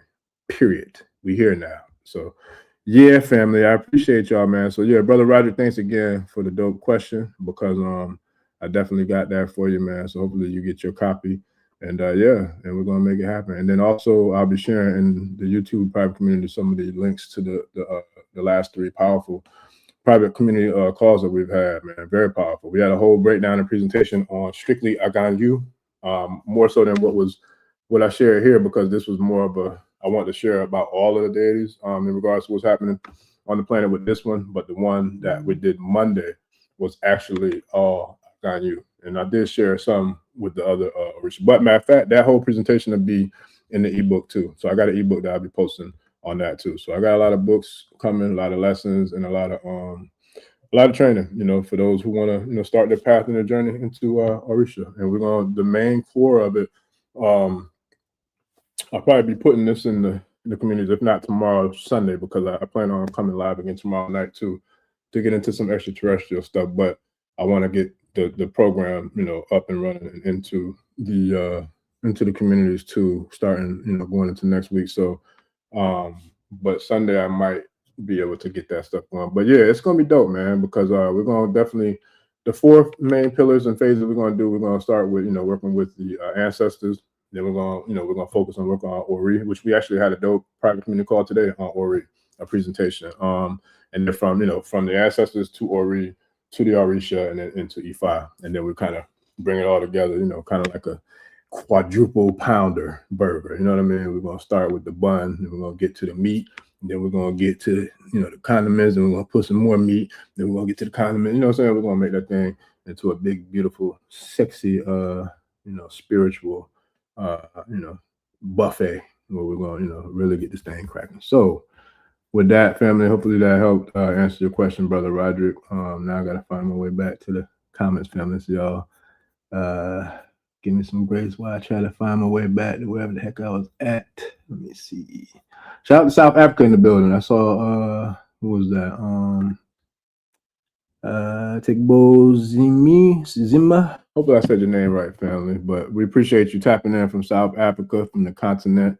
Shout out to Mama Teresa. How you doing, Mama? Grateful to hear your the company you had last night. I'm definitely grateful and happy to hear that. You know, it's divine, man. We're living in a divine time. And so appreciate you for joining us and tapping in with us, Mama. And like I said, I'm definitely grateful to hear, you know, your company that paid you a nice, pleasant visit. Let me see where we at. I'm way behind. Hold on, man. Let me find where we at with these comments. I think I'm still way behind.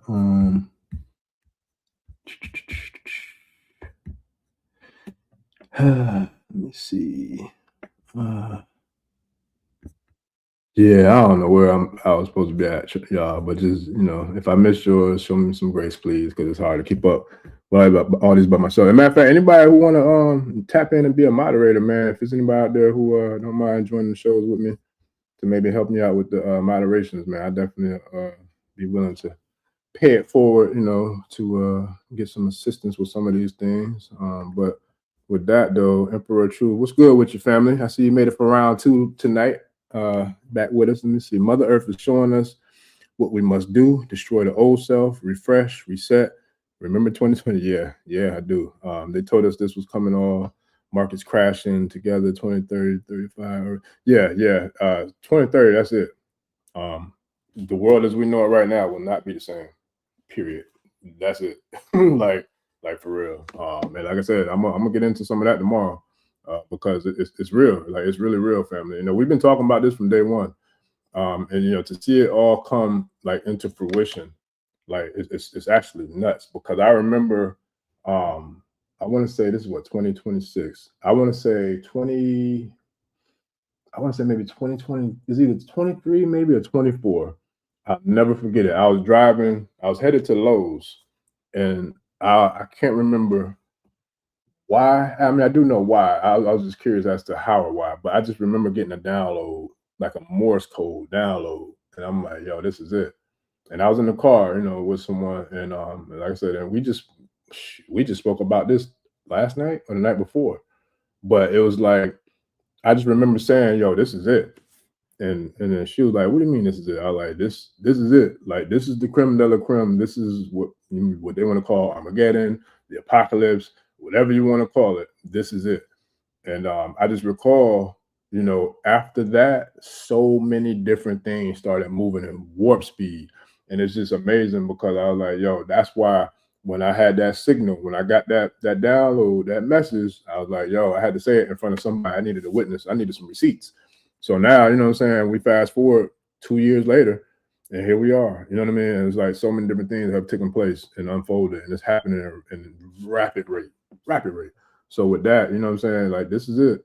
You know, it's been predicted, it's been talked about. It all depends on where you get your information from and how you decipher it, you know, how it resonates with you, you know, how you look at it in regards to what's actually taking place. But yeah, this is the end of the times that we know it for a long time, you know, because, and shout out to Professor Kaba. That's one of the main reasons why I wanted to start the interview we had with him last week, with him breaking down the significance of the precession of the equinox, because now we're talking about a 25 to 26,000 year cyclical cycle that takes place every single 25, 20. It's really, some people say 24, some people say 25, some people say 26. So let's just say anywhere between the 24 and 26,000 year cycle.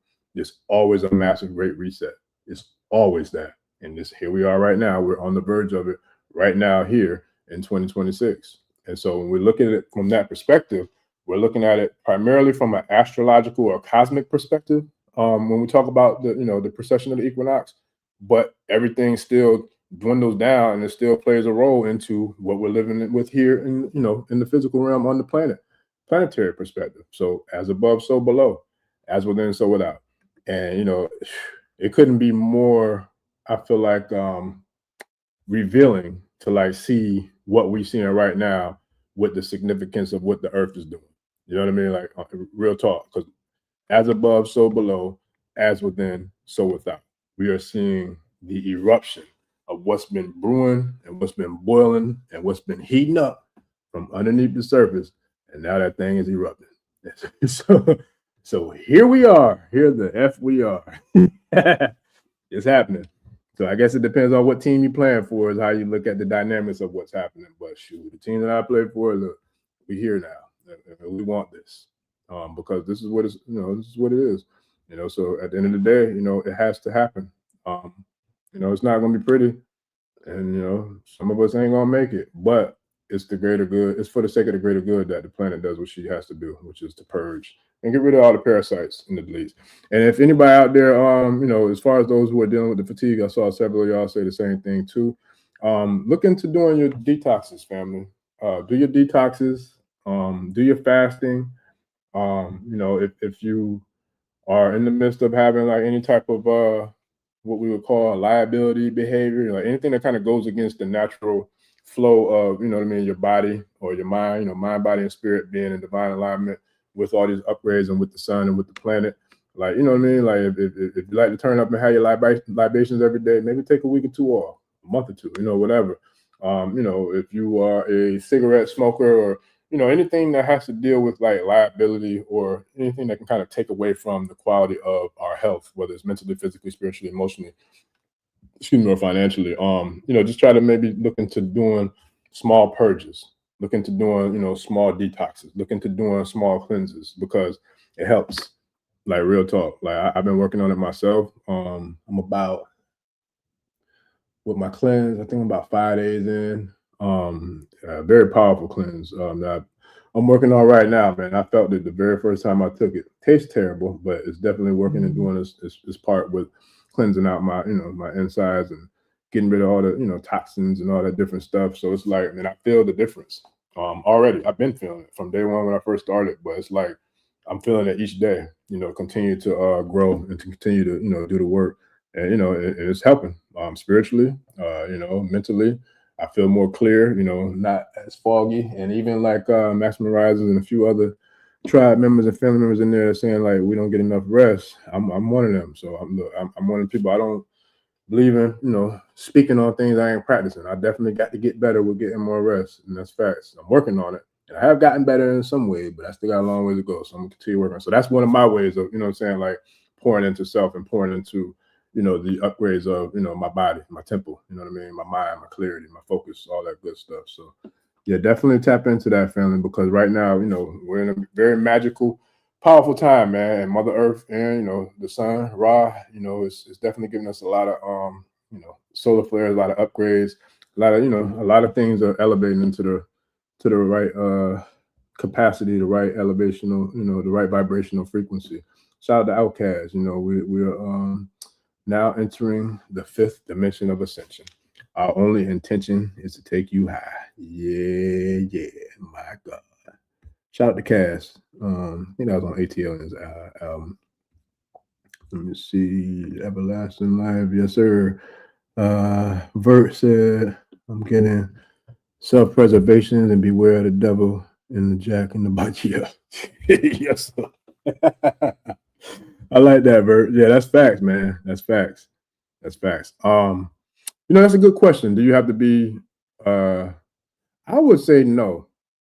Don't quote me on that. I have to do some research and to look deeper into it, but I would say no. And the reason why I say that is because when it comes to these solar flares, there's other you know, different aspects of it too. And there's other particles out there that I feel like are in direct correlation or relation to the solar flares, which are neutrinos. And neutrinos are very small, tiny particles that I believe they can penetrate through, you know what I mean, like walls and all kind of other stuff too. So if that's the case and those two work in kind of like a tandem, then I would say that I don't know that you would have to be directly in this. And now it would benefit it. And forgive me for saying it this way, family, but this is the first thing that came to my mind in saying so. And I feel like we all here, so we all have been a product of it. But I would say and equate when it comes to what you're saying with the solar flares and happen to be in direct sunlight, I would equate that to having safe sex, right? When you have safe sex, when you're strapped up and you're going in there with your war, you know what I'm saying, with your vest on, it's going to be, you know, good. But if you mess around and you took the vest off, which I'm not saying that that's where, you know, people should go, but, you know, but in a responsible manner, of course, it feels a whole lot better. You know what I mean? So with that, that's how I would equate the sun. Like when, you know, when we're in the indirect line or indirect, you know, path, we still can get the benefits, but man, you mess around and lay down on that beach or lay down in the park or somewhere, you know what I'm saying, where you get that direct download, and now you're getting that, you know what I mean? You're getting that rah, you know, that good solar flare download. So that would be my my little 2 cents on that, family. But like I said, I definitely double back and just double check to make sure that that's what it is. Shout out to Miss Israel Phoenix Rose 777. I hope you are a female. If you're a male, forgive me, family, give me grace, because I don't want to, you know, assume, but I don't want to disrespect you either. But Phoenix Rose 777, I did not put my finger on it, but when I saw those spiritual celestial beings shooting to the earth under the cover of a coming rainstorm with lightning and thunder, I could tie it here with it. Let me find out, man. You got any footage of that? I would love to see it. But yeah, you know, it is divine, like for real. It really is divine, like how all this is unfolding. Phoenix is rising, because even in the private community, some of the tribe was telling me about how, you know, some of the videos have been divine, and they've actually did the same thing as you. Like they shared experiences that they've actually had that was in literal direct divine alignment with one of the videos. Matter of fact, somebody, even if I'm not mistaken, I don't know if it was the last live stream or like one of the most recent ones, we were talking about something. I don't remember what it was. I don't know if it was like, it might have been the numbers. I remember talking about the 222s and 333s, 44. And I didn't forget about y'all, family. I'm definitely working on putting together a presentation and a video like this for them numbers too. Because I know I said I was going to get that one for y'all too. So I didn't forget. I just been working on, you know, getting the training program and all that together for the community and for the tribe too. But that's definitely on my content calendar. So I'll be presenting that one to y'all too. But yeah. Somebody said the same thing on one of the live streams, that, you know, the alignment, you know, the synchronicity of what we were talking about on the show, and they had literally just experienced something very similar in real time. Matter of fact, even I remember some people in the comments saying the same thing too. Like after the live stream, I think the next day, I went back and was like, I try to check the comments every day and respond to y'all, you know, to you know, just follow up with everybody. And like I said, my schedule's been crazy, so some days I don't get in it like I want to, but I do recall even some people saying in the comments that right as we were talking about that, they would see like that time, like on their clock during, you know what I'm saying, them watching the show. I'm like, yo, that's crazy. But that's synchronicity. That's spirit. That's the spirit guys. That's the ancestors. That's the deities. You know what I mean? Like they are communicating with us for a perfect reason. You know what I'm saying? Like they want us to receive these upgrades. They want us to to get these downloads. They want us to, you know what I'm saying, to be able to elevate and rise, you know, in the frequency. We have to. We got to rise with the planet. We got to rise with the frequency of the planet. We got to rise with the cosmic frequency in order for us to, you know, be able to make this trek and this transition from the third dimension to the fifth dimension. Let me see. Vert said, I checked, I'm able to look directly in the sun more now. Wow. Wow. I ain't tried that, man. I appreciate you sharing that, Vert. I'm gonna definitely check it out, though. I'm definitely check that out. I've tried it and it didn't go too well for me. But you know what? Maybe now with these upgrades, man, these software updates, maybe we could you know, we can do them things, you know. And everybody has all our superpowers, you know, they come online at different times. You know what I mean? And that's one thing I always share when it comes to this thing this so-called thing we call consciousness, right? Like I never bash people or look down on or try to, you know what I'm saying, act like being better than somebody else because of where they're at in their spiritual journey. Because just because you might have had a little more premature exposure, you know, to consciousness or to spirituality or to, you know, wisdom, that don't make you better than somebody who didn't. That's not, you know what I'm saying? Let's not you know, make you feel like you know, you're something special, because, you know, that's not the case. Just because, you know, for real, like it could be somebody who might have so-called quote unquote woke up after you that can run laps around you because they just that more tapped in and more, you know what I'm saying, of an elevated being than you. And that don't mean that they're better, but at the same time, it does mean that they're more elevated. So it's like, you know, we got to be very conscientious of how we look at people, how we deal with people, and not allow ourselves to get this uppity, you know what I'm saying, like bourgeoisie mentality because we have, you know, access to information, or we've gotten ceremonies where we have, you know, some milestones checked off the checklist. Because at the end of the day, it's all about the collective family. That's where the power is. The power is in the united we stand, divided we fall, us all working together collectively. That's where the true power is. You know, that's where the true Ashe magnifies. You know, that's where it really takes on a whole life and a whole force of its own, is when it's collective. You know what I mean? So, but yeah, but a lot of people are waking up. You know, a lot of people are, you know, coming into the traditional spiritual traditions a lot. So let me see. Moonstress 444 said, these moments I feel fever, like the sun touches me, re-energizes me, and I start seeing black floating. So yeah, that's kind of like what I had too, Moonstress 444. Like literally, like it was weird because they were real small, like really small, like little, you know, orbs, like circular little orbs. And it happened for some minutes too. And it was weird because, like I said, I had never really experienced that ever before. But I have, you know, I don't know if I'm the only one on here who's played football, but fellas, if y'all played football, especially if you might have played in a hot environment like down here, oh my God, it was crazy. Boy, playing with them pads on, the helmet and all that in this heat, it was crazy. But I do remember times like that happening. And most of the time for me personally, when I would see those little like DNA strands or whatever, I don't really know, quite sure how to describe it, what to call it, but when I would see it, for me personally, it only usually would happen after a hard collision. You know what I'm saying? After either getting hit hard or hitting somebody hard, and then like hitting the ground. Then when I would get up, I remember times when I would see them little, whatever those things are. So, you know, I don't know if I'm the only one who's experienced things like that or not, but I definitely know whatever happened last week, that wasn't that. It was totally different. It wasn't, they weren't connected. Like the one that used to happen when I played football was connected. Kind of like, I wish I had something thinner.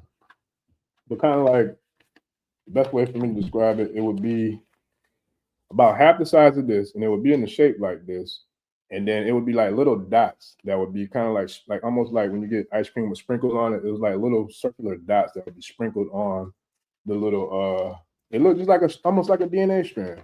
Like that's the best way for me to describe it. But like I said, the thing that happened last week, that wasn't that, man. So I'm not sure exactly what that was. But as far as Moonstress, yeah, you're not the only one, Moonstress. That definitely happened to me the other day last week, actually.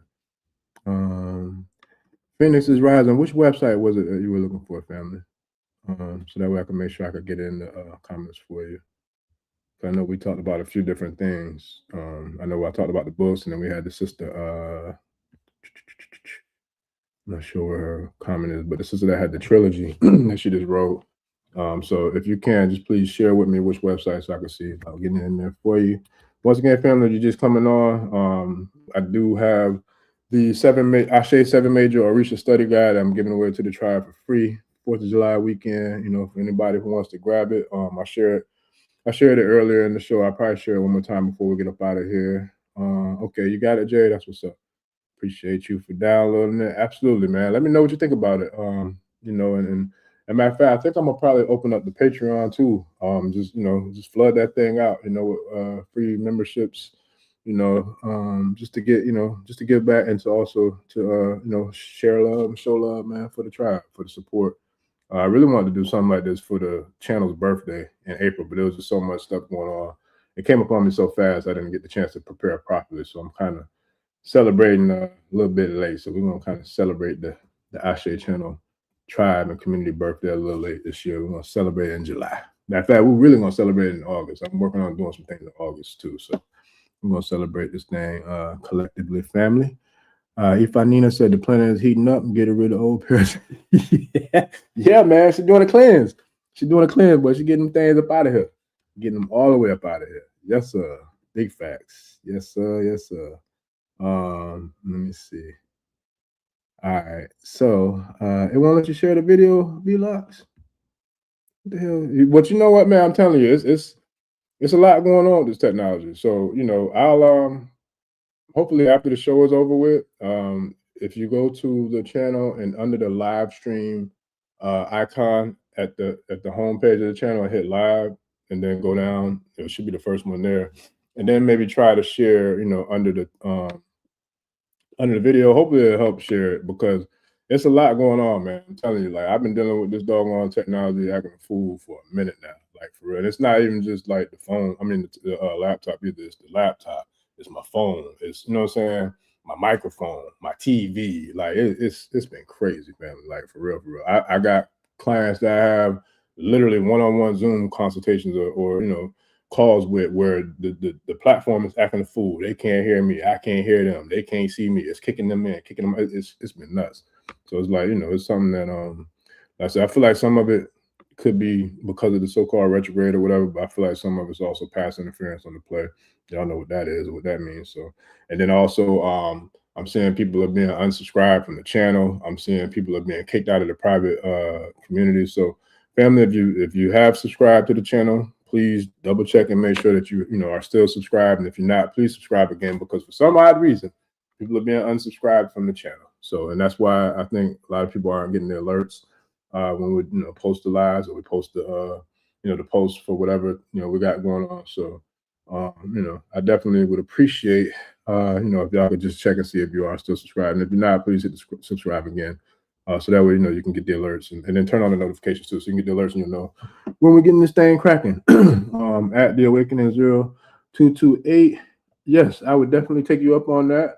I could probably get with you either in the Patreon or matter of fact, I'll send you my email address real quick to take advantage of that help, because look, I ain't turning down no assistance, man.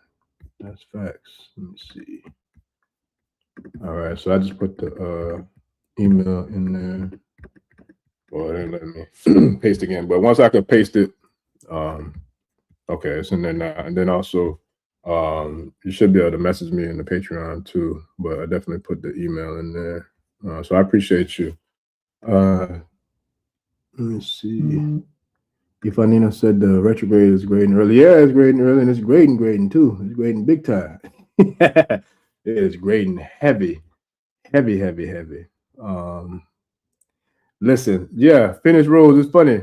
Look, I wasn't gonna say anything, but that's the one. Look, I'm a big I ain't gonna front. I guess being a hustler or entrepreneur is so deeply embedded in me. I can say everything is business, but I do think heavily about business. So that's why I ain't gonna front. Like I always have my cup, because when I don't, if I got a bottle, I don't think I got one in here. But if I'm drinking water and I just got the water bottle, I'm not gonna put that logo on there. I ain't put that logo. I'm like, y'all ain't giving me no sponsorship checks. Y'all ain't, you know what I'm saying? You ain't running nothing. I can't do it. So look, if I'm gonna rock a brand, I'm gonna rock my little brand. So I keep my Omi Tutu, my water in the Ashe mug, man, because I don't know. That's just the hustler in me. And today, because I knew it was gonna be a hot show, but I brought the whole I bought a whole refill with me today, but like just in case if it get real hot, but I got enough to hold me down for the whole show. I ain't gotta run out and run to the refrigerator real quick and get some more. So But yeah, I say all that to say, I do want to plug that cleanse, because you probably got the same one that I'm using, and it took me probably like a month or two before I actually pulled the trigger and jumped on it, because I like to do my research, especially when it comes to stuff that I'm putting in my body, or things that I'm dealing with in regards to having to do with my body. I like to research on it just to make sure I'm doing the right thing, or doing it right, or getting making the right investment, spending the right money on the right product or whatever. So yeah, but if you got the same one I got, it's the real deal, and I definitely already feel the effects. You know what I mean? I'm not even a week in yet. I think Sunday will be my week. I hit the week milestone, but literally the first day that I took it, I felt it. Like, I felt it as it went into my body.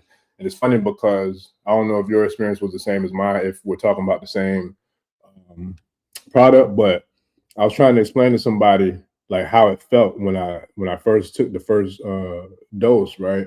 And so for me, it's kind of like, when you fall or you get cut somehow, and then you take the peroxide and you pour it, on the wound, and then you see like how the white, fizz kind of fizzes up, suds up or bubbles up or whatever.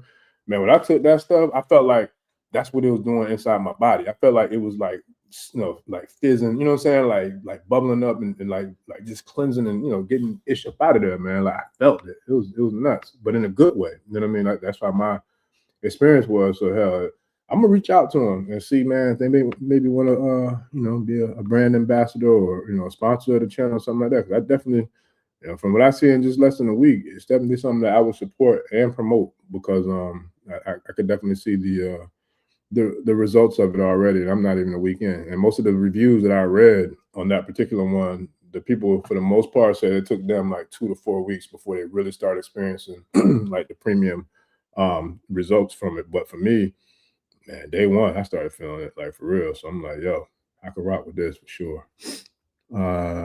Yeah, for sure, Vert. Brother Roderick, I just completed a 21-day fast combined with 14-day watermelon cleanse. Was fatigued during and after routines, managed to present during the weekly. I know that's right. That's what's up, man, to be present. Yeah, man, that's what's up. Yeah, them cleanses, we need them, because like I said, everything's in alignment, man. It's all divine alignment. It's magnetism. I think Bert was just saying that. It's all magnetism. So we're being attracted to the things that we should be, and then we're actually pushing away and clearing out the things that we shouldn't be. And that goes back to what the planet and what Mama Earth is doing as well. Yeah. Not correct, not superpower correct. I got you. Listen, you and me both, man. I don't feel bad, bro. I keep the contacts in. I keep them, man, pretty much almost every day. Lady Walker, what's good with you? We missed you in the community. You probably was at work when we did them calls.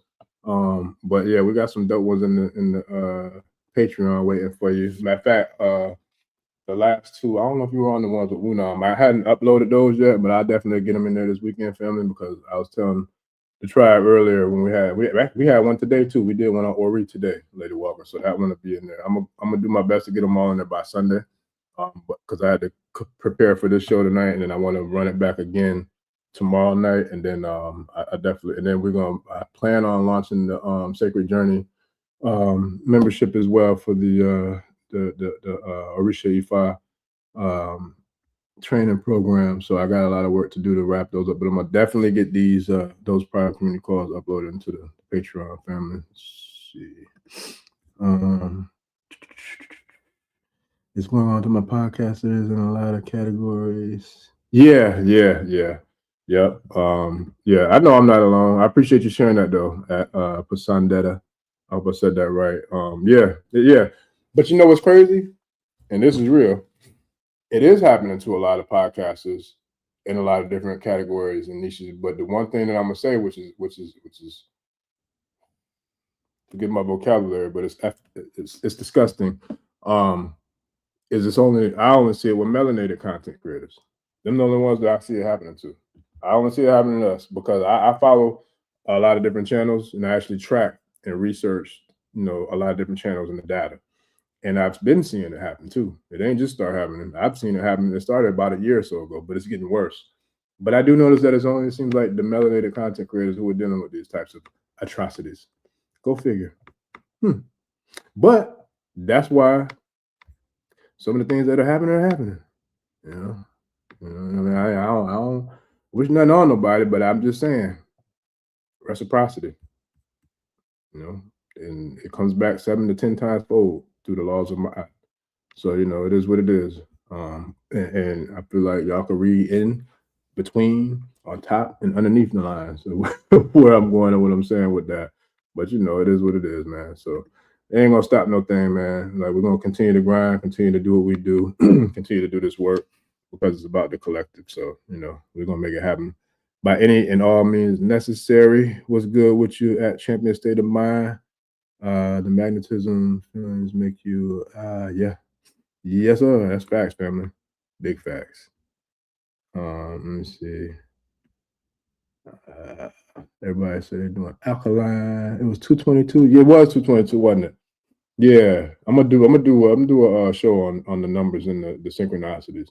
As a matter of fact, for those who the ones I know, several people bought the Ancestral How to Honor Your Ancestors Daily ebook that it's on the website too. But I get into that in that ebook, the How to Honor Your Ancestors Daily ebook.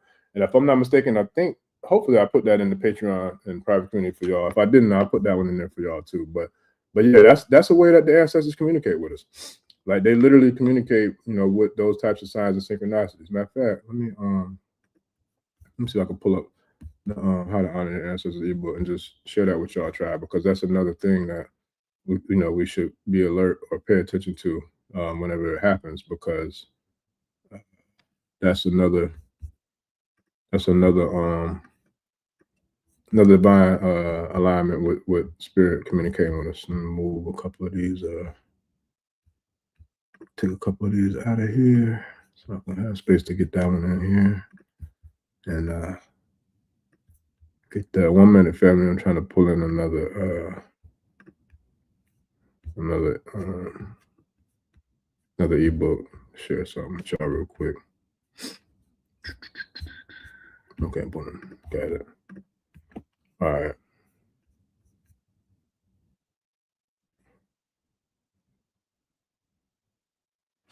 Okay, here we go. Yeah, so this one, it's on the AfricanSpiritualExperience.com website, but it's a quick little introductory ebook on how to honor the ancestors. But in it, I know there's a part that I spoke about that, like pretty much, and what this is about, family, for those who haven't read it or seen it. It's really just teaching how to set up the ancestral shrines and altars, and then what to expect when we set them up. So as you can see, like right here, I can't tell which page this is on in the ebook, but we're speaking about common ways that our ancestors communicate with us. And so one of the most common ways that they do it is through dreams. You know, whenever we have dreams, they'll come to us and communicate with us and give us messages. They give us aha moments. They give us clarity. They give us insight. They give us, they give us the results of what we're looking for sometimes. So, you know, there's a lot of different things that they'll do in the in the sleep realm, whenever we're asleep, especially if we're in that deep state of sleep. I think it's, I can't remember all the states by heart, but I don't know if it's theta. For those who are into the wavelengths of, the patterns of energy and like the beta, theta, gamma, all the different wavelengths and all that, as far as our state of how our energy is moving. Please share that with me. Which one is the one when we get into that deep state, deep sleep, when we get into the state where we can have the lucid dreams and all that. But a lot of times, the ancestors will visit us then. And so, dreams is definitely a major way that we get communication from the ancestors. They deliver messages to us, warnings, insights. They can reveal things that we might have been stuck on, or that things that we needed to get clarity or to get the answer to, they can give to us right there in the dreams.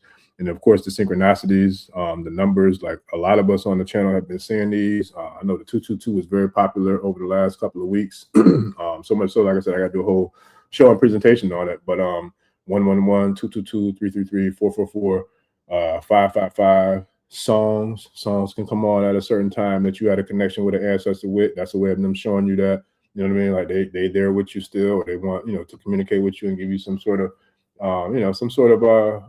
feeling of confirmation, you know what I mean, that they're there to communicate with you. Names, seeing their names or seeing a name that, could be connected or tied to them. phrases that they used to say or laughed at, or that resonated with them. It's a lot of different ways that it can happen. Strong gut feelings, a sudden sense of knowingness, a sudden sense of awareness, or a sudden sense of clarity when you were cloudy and stuck. You know what I mean? Like all those different things are different ways that the ancestors, communicate with us and to give us signs and to give us, alignment with the ancestral realm. Strong gut feelings, intuition, logical explanations without, any explanation. Different animals, butterflies, birds. I'm constantly seeing different animals, birds, mostly birds. I know a lot of that has to do with the mothers, but one of the other ones that I love seeing, is I'm actually kind of shocked because me and Pops went and chopped it up at the beach for Father's Day. And I was hoping to see some dolphins because like the last several times I either was by the water or was even driving by the water, I've been blessed to see dolphins, you know what I'm saying? So it's like I was looking for them that day. I didn't see them. If they did show up, I probably was either in the water not looking in the right direction or just didn't, pay attention to them. But that's another powerful way. And then also like fragrances. I remember that happened to me one day. I think this was like a year and a half ago. And it was amazing because I remember I was actually dealing with a tough time then, going through some life and moments. Excuse me. And then I think I had just got home from the hospital. I had a family member, I had a loved one who was going through some health challenges. And I was like up overnight, literally, I think, I don't know, maybe 26, 30 hours straight. Damn near fell asleep at the wheel on the way home, man. It was crazy. But I say all that to say, I had a little bit of work to do. I think I don't know if I was preparing for a podcast, but I had something I had to do on a computer before I actually was able to lay down. And I remember right as I sat at the doggone on the sofa, I had my little tray table up on my computer doing whatever I was doing. I remember a fragrance came by. And when the fragrance came by, it was nuts because as it came by, I remember like, yo, that's an ancestor here. You know what I'm saying? Like somebody's here visiting me. And I think hopefully there's somebody on the call that was in the private community because we had a Patreon call not too long after that. And the most amazing thing happened, man. Like right after the fragrance came by, like by my nose, I remember one of the elders who's a part of the Patreon community. He's actually an elder in my real life community here in Florida. And I remember he called me and he was like, "Hey man, you all right?" Yeah, I'm good. Bye. Appreciate that. But it was just nuts because he was like, yeah, I just want to make sure, call and check on you. Like the ancestors told me to call and check on you.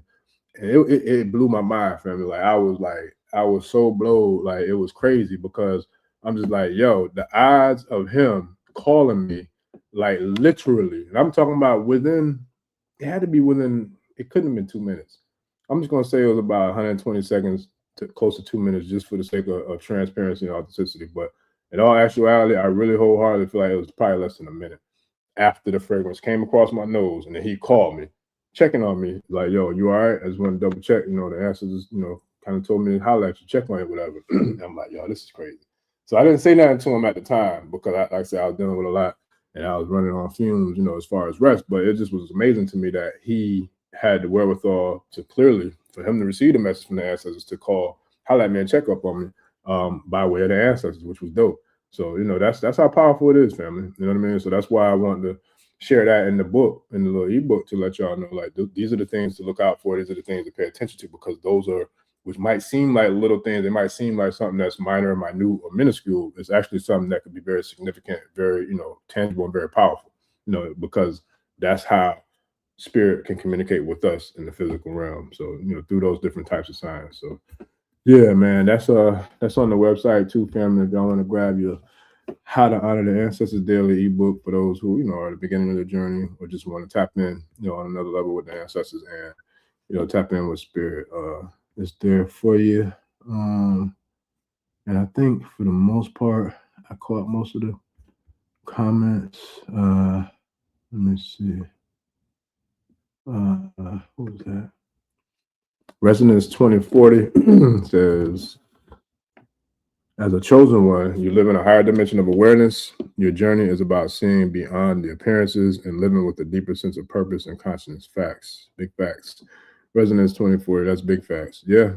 And, I feel like those who, will fall into that category, I feel like, we have a duty to humanity, to share, the gifts, to share the enlightenment, to share the, the abilities and the gifts that we have to be able to pay it forward to help other people. Kind of like Sankofa.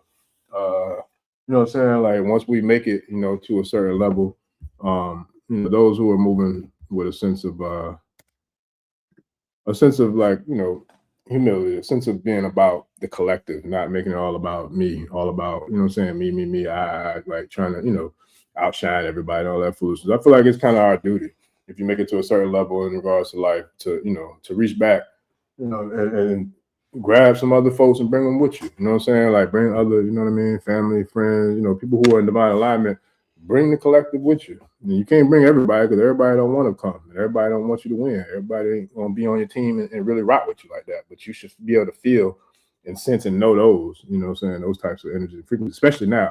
Because the way things are going, if something or somebody's not in alignment with you, you're gonna see it. And things like random crazy things that happen too, to literally give you whatever you needed to get you up out of there, get you away from them. I.e., their phone number might be deleted mysteriously out of your phone, or they might send a text to you talking about you that they meant to send to somebody else, and then you get the text and you see like, oh damn, motherfucker, that's how you feel. Okay, you know what I'm saying? Like little stuff like that really be happening, family. And I hope there's somebody out here who's experienced something like that before, because I know I have multiple times.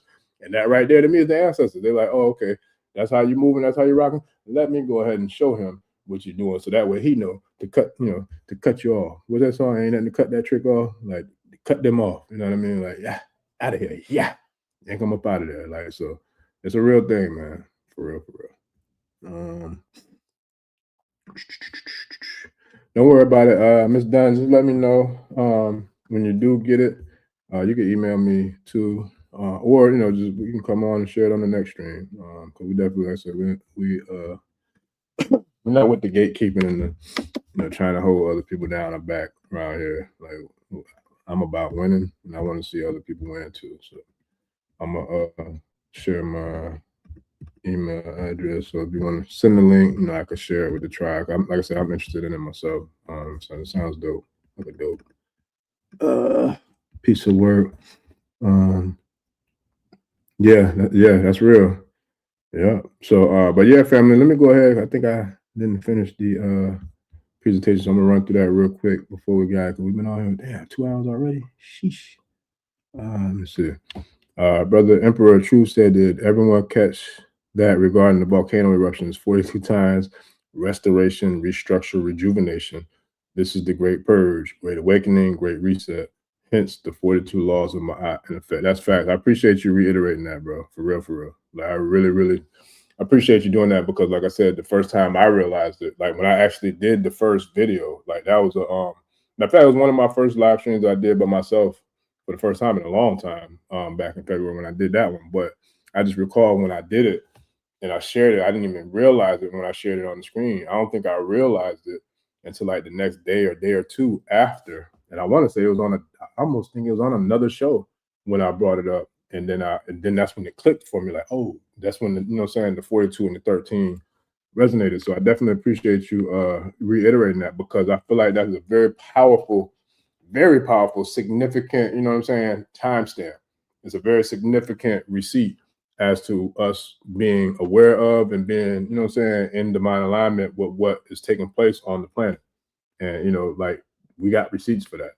So everybody who was rocking with me back then, who's been a part of, you know, the tribe, and, you know, who've been riding heavy and been loyal, you know what I'm saying, rocking out with me, vibing out with me, tribing out with me, like, yeah, we definitely, we've been on it for a minute, family, for sure. For sure. I need to write the book that I've been researching, building the self-esteem of us through true history using lines. Yes, do that. Do it, family. You know, and I was sharing this. I don't know if she's on here now. I hope she is. But one of our tribe members, I was sharing what I'm about to share with y'all in the private community, because there's a lot of people that we have in the tribe that have some very powerful gifts. And it's like, I think sometimes we can get in our own way from taking that leap, and for, you know what I'm saying, giving it a go and taking that leap of faith and going all in, or even just trying or starting. But I'm gonna tell you, like, do it, family, because like for me, I remember it was a sister who, like, I ain't gonna say she begged me, but she hounded me about writing a book. And this was like in 2016, I want to say 2016, 2017. she hounded me about writing a book. I'm talking about like, it was crazy because at the time she was in the space that I'm now in, with doing consulting, you know, coaching and things of that nature. But back then I wasn't in it. And I was going through a tough time in life then, as a matter of fact. I remember like us crossing paths and hold on one second. I remember us crossing paths and just talking, you know, having deep conversations, kind of like this one we're having now. And long story short, she was like, you should write a book. I'm like, I ain't writing no damn book. She's like, no, for real, you should write a book.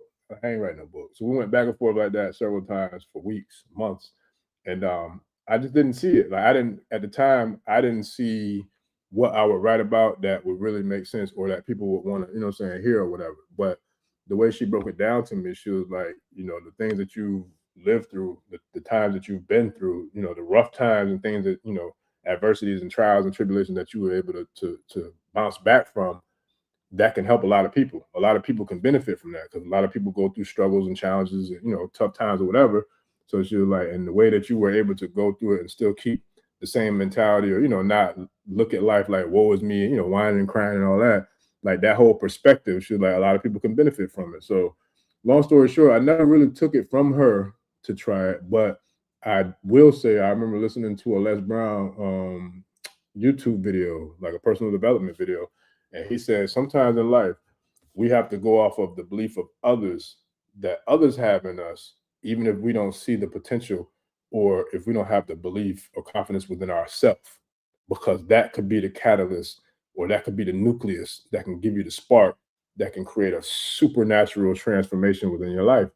And I won't say he said it like that, but it was similar to that. So I don't want to misquote the man's words. But all I'll say is that whatever way he said it, when he said it, it resonated with me because at that point it did. And not that I didn't take what she was saying serious, but I just think I had to grow a little bit more. I had to evolve a little bit more, and life had to life a little bit more for it to click for me at that particular time. But when it clicked, it clicked. And then that was the beginning of my journey, you know what I mean? Like to lead up to what 10, 11 years into, you know, doing that type of work before coming here, you know, to do this work here. So I say all that to say, yes, write that book.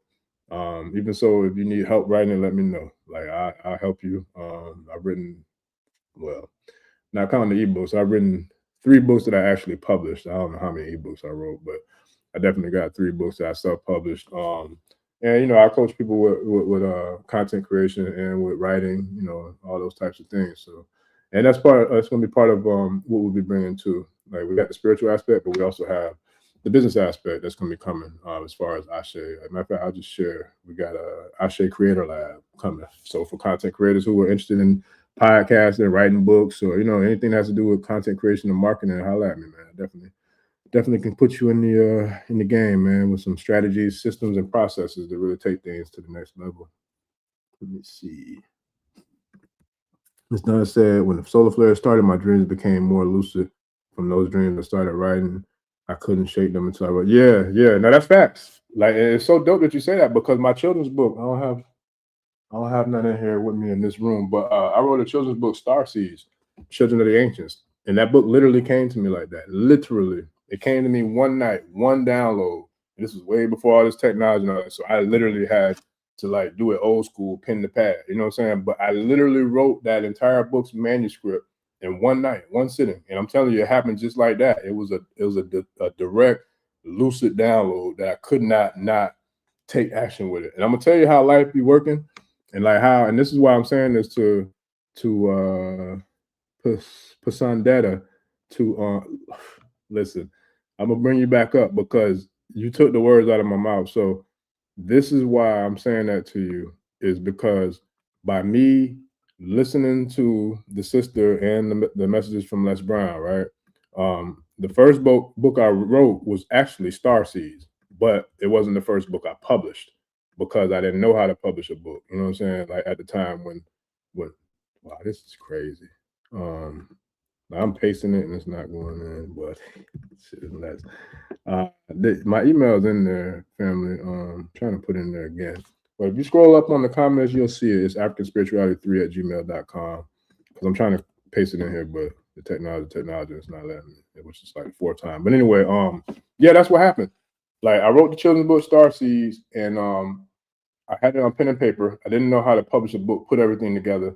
and none of that. But I was blessed that one of my cousins had wrote like 6-7 books at the time. So she kind of guided me through the process of putting an actual book together. And so from there, the very first book I wrote was a self-help book called Tips, Taking Initiative, Producing Success, Transforming Adversity into Prosperity. That was my first book. But that book, I still have to say, opened so many doors for me.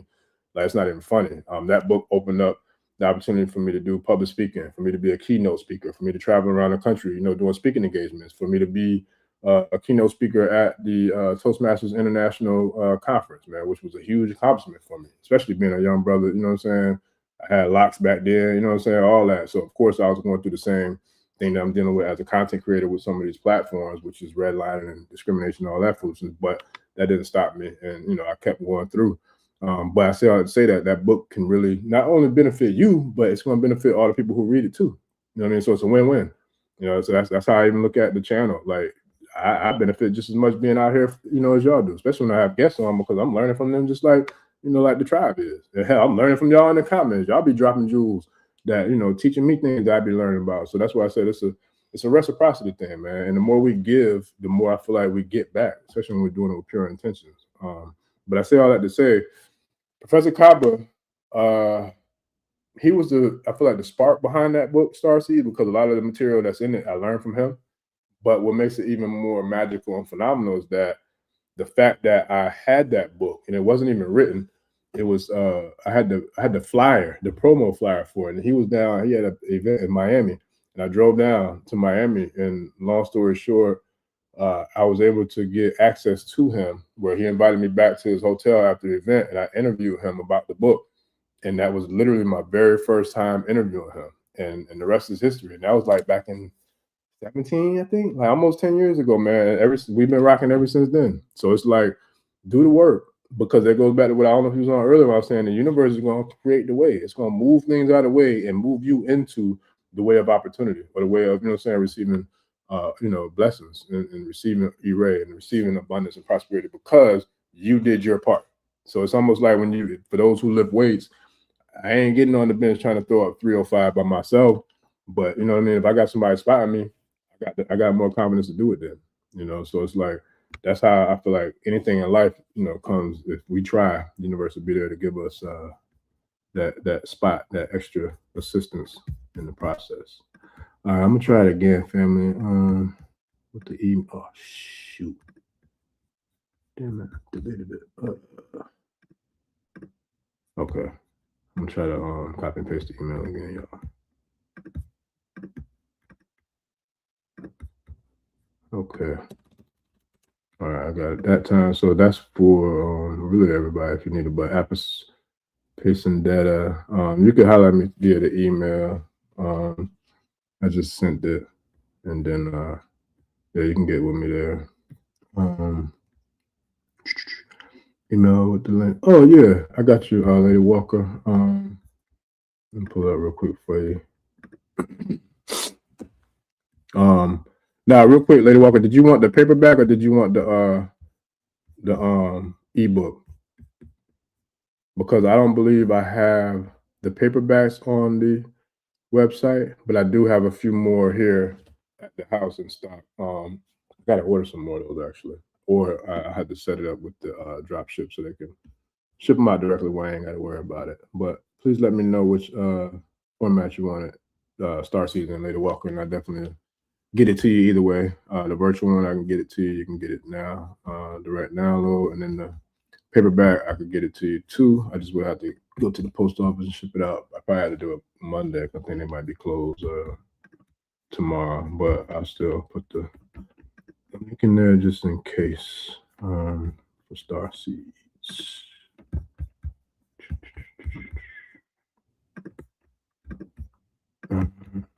But yeah, write that book, man. Start that podcast. Like anything that y'all got going on creatively that you want to do it. Like for real, because life is short, and you never know who you could make an impact on. You might change somebody's life just from creating something that you had, the download to get, because it came from a higher place anyway. To me, that's my perspective. Like it's a gift from the creator, or from the from the ancestors. So hell, Ashe is a gift from their ancestors. The ancestors, I've said this I don't know how many times, but they're the ones who came to me for that, for this podcast, for this platform. Like and I had to be obedient. So that's the Starseeds link, Lady Walker. Okay, so I'll get with you if you can holler at me via email and just send me the information so I can ship it to you, and I'll definitely ship it to you via the paperback for sure. Let me see. REM sleep between realms. Remember the messages if that's what they need you to pay attention. Yes, that's facts. Yeah, REM sleep. You know, I've had deep sleeps and deep dreams, and sometimes I remember them, sometimes I don't. But I know there's a lot of them that I do be remembering, but then sometimes I don't, and it be pissing me off too because some of them be good ones too. There be some good dreams, man. I'd be mad I can't remember the next day. I'd be hot, but like, man. But you know, such is life. Let me see. Miss Dunn says I'm a registered nurse. I literally nosedived into becoming an independent author because well, but listen, that's divine though. You know, that's the real state. Like for real, the dream world is the real world. Like that's the infinite, you know what I'm saying, experience right there. Like what we're doing right now, this is the fake world. Like this is like the temporary one. We're just here for a season, you know, a few seasons or whatever. Like whatever, you know, we came in here on a date. I came in here in 80, and then I'm in the dash right now, and then eventually, you know, got to check out and go back to the ancestral realm in which I came. But damn it, I'm gonna do my best to make the best out of and really do some things with this little dash though, man, for real. And that's what I'm saying. Like, that's a gift, you know, that comes from, you know, whether it's you personally, your Ori, from your ancestors, from the creator, from the guides, like whoever, but it's definitely meant for it to be a benefit to all of humanity. You know what I mean? Especially those who are in alignment to receive whatever the messages that you wrote, that you write. So yeah, man, do it. You know, like I said, I had no idea I'd be an author, writing no books or doing any of this. As a matter of fact, I thought I was gonna be in the league playing ball. Is what you know, if I'd have made the right decisions as a youth, I probably would have been. But such is life, man. We live and we learn. But yeah, no problem. You're welcome, Lady Walker, Stardust, Orisa G. So glad for the perseverance. Came through, keep cracking codes. Yeah, absolutely. Appreciate you, family. Already. Yes, sir. Yeah, no, I appreciate you for sure. Because it's bigger than me, family. Like I know that. I know for a fact it's bigger than me. Always has been, always will be. And I don't take myself too serious. I am serious, but I don't take myself too serious. And y'all don't know the crazy side of me. It's a lot going on in this head, boy. I'm telling you, like it's a lot going on in this head. And I couldn't help but to be the way I am, because both my parents ain't got them all. They different. And I tell them respectfully to their face, because they know they're different. I got some different parents. They funny and they crazy as hell, but they'll knock some things over too. But they funny and they're good people. They're great people. But I am their child, boy, through and through, through and through, all the way. So it's like, you know, I love what I do. You know, I love y'all and I love doing this too. So, and shout out to my man Don Burt. I appreciate you, family. Appreciate the super chat, man. Definitely appreciate you, bro. For real. But yeah, family, let me go ahead and knock out this last little bit of this presentation. I done got all deep into the comments, man, and shoot, you know, mess around, and I still got some more presentation to give. So yeah, I think we left off on the heat and the marine anomalies. But yeah, the Aganju code, man. Yeah, it is that Leo energy, boy. They both Leos too, Lady Walker. Both of them.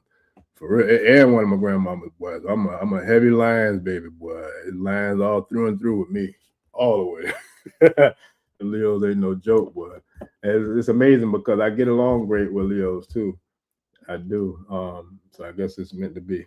And what's even more crazy, I don't know how many of y'all saw this, but we literally just hit, I tried to screenshot it, but it didn't work out. But we hit 222 on the ticker for the live. So I mean, it was on the live for 2 hours and 22 minutes. And then we had 111 people on the stream when it hit. I tried to screenshot it, but I don't think I got it. But it's all good. I know that it happened. But anyway, yeah, back to I got a new code. And Lady Walker, you was on that call Monday when we went through the Patreon presentation, but this one was a little different because I dove a little further into it. But I did Lady Walker create a ebook out of it. I think DJ Kiko was the one that said he would like that, so I put that in the platforms tomorrow. But yeah, so back to the presentation, the Aganju code, 4 phases of the volcano, 5 laws for navigating the natural upheaval, you know, of nature. volcanoes, mountains, earth interiors, all are tied to hidden wealth and civilization, all tied to the great, mighty, powerful, ancient Orisha known as Aganju. The 4 phases of Aganju and the volcanoes is dormancy. Number 1, the preparation of hidden work, internal pressure. Number 2, rumbling, the warning signs of necessary tension and pressure rising. Number 3, the eruption, transformation, release, purification. Number 4, renewal, new land, new fertility, new growth, new abundance. The 5 laws from the nature perspective. Number 1, the mountain does not apologize for the eruption, and neither does the planet Earth and those who are in divine alignment with the elevated frequencies of going from the 3rd dimension, the Piscean age, to the 5th dimension, the Aquarian age. We don't apologize for the eruption at all. Number 2, the wealth is always below the surface. Number 3, build slowly. Civilizations are not created overnight. Number 4, stand firm. Matter of fact, let me go back to 3. Build slowly. Civilizations are not created overnight. Neither is transformation, family. We can't transform overnight. But if we do the work and we put the work in and we do it diligently and we do it consistently and we do it with good intentions, we will have the transformation. And I'll be damned if it ain't worth every drop of the blood, sweat, tear, equity that we put into it for that transformation. I'm proof of it, and I've learned from a whole lot more people who I know are proof of it too. So transformation is definitely a powerful, powerful, powerful manifestation. So I definitely encourage everyone to work on your transformation, family, because we definitely have it in us to do. So let's do it collectively as a tribe. But in number 4, stand firm, move slowly, become immovable. Number 5, every eruption creates new land. So I think that's the last page of the presentation. Yeah, that's it. So yeah, man, I hope y'all appreciated the content tonight, family. Have you heard of Dr. Marie Charles? Nah, I haven't.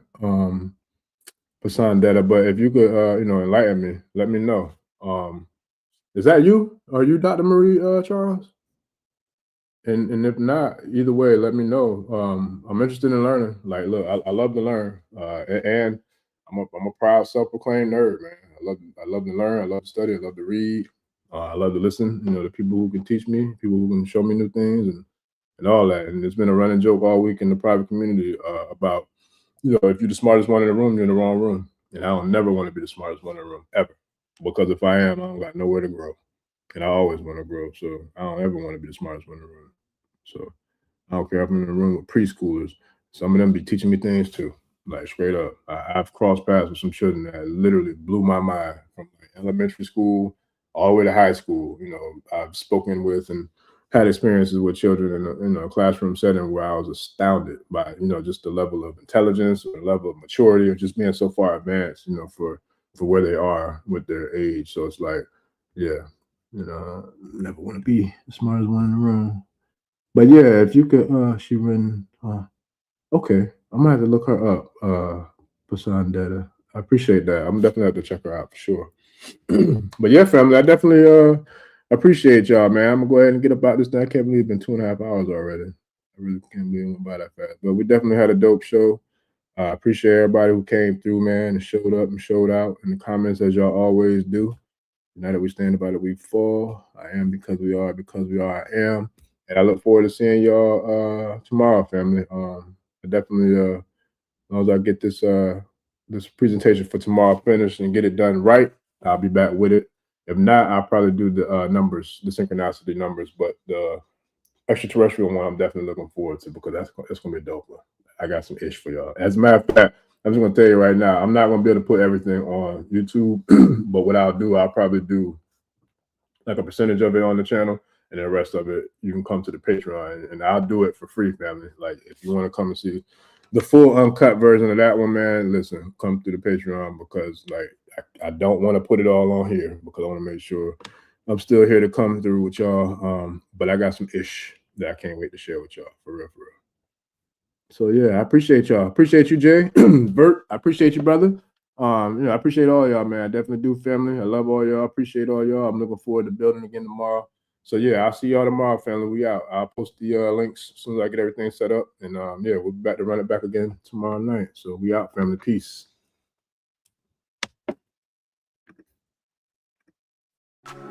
Ẹni tó gbàgbé ilé sàpò ìyàgbọ́ tẹ́ntẹ́ ní takisa ní tàtàn ò bá padà sílé anítìjàkọ ẹja lọ pé eégún mo ṣe nígbẹ́rẹ́ ìpàkọ́.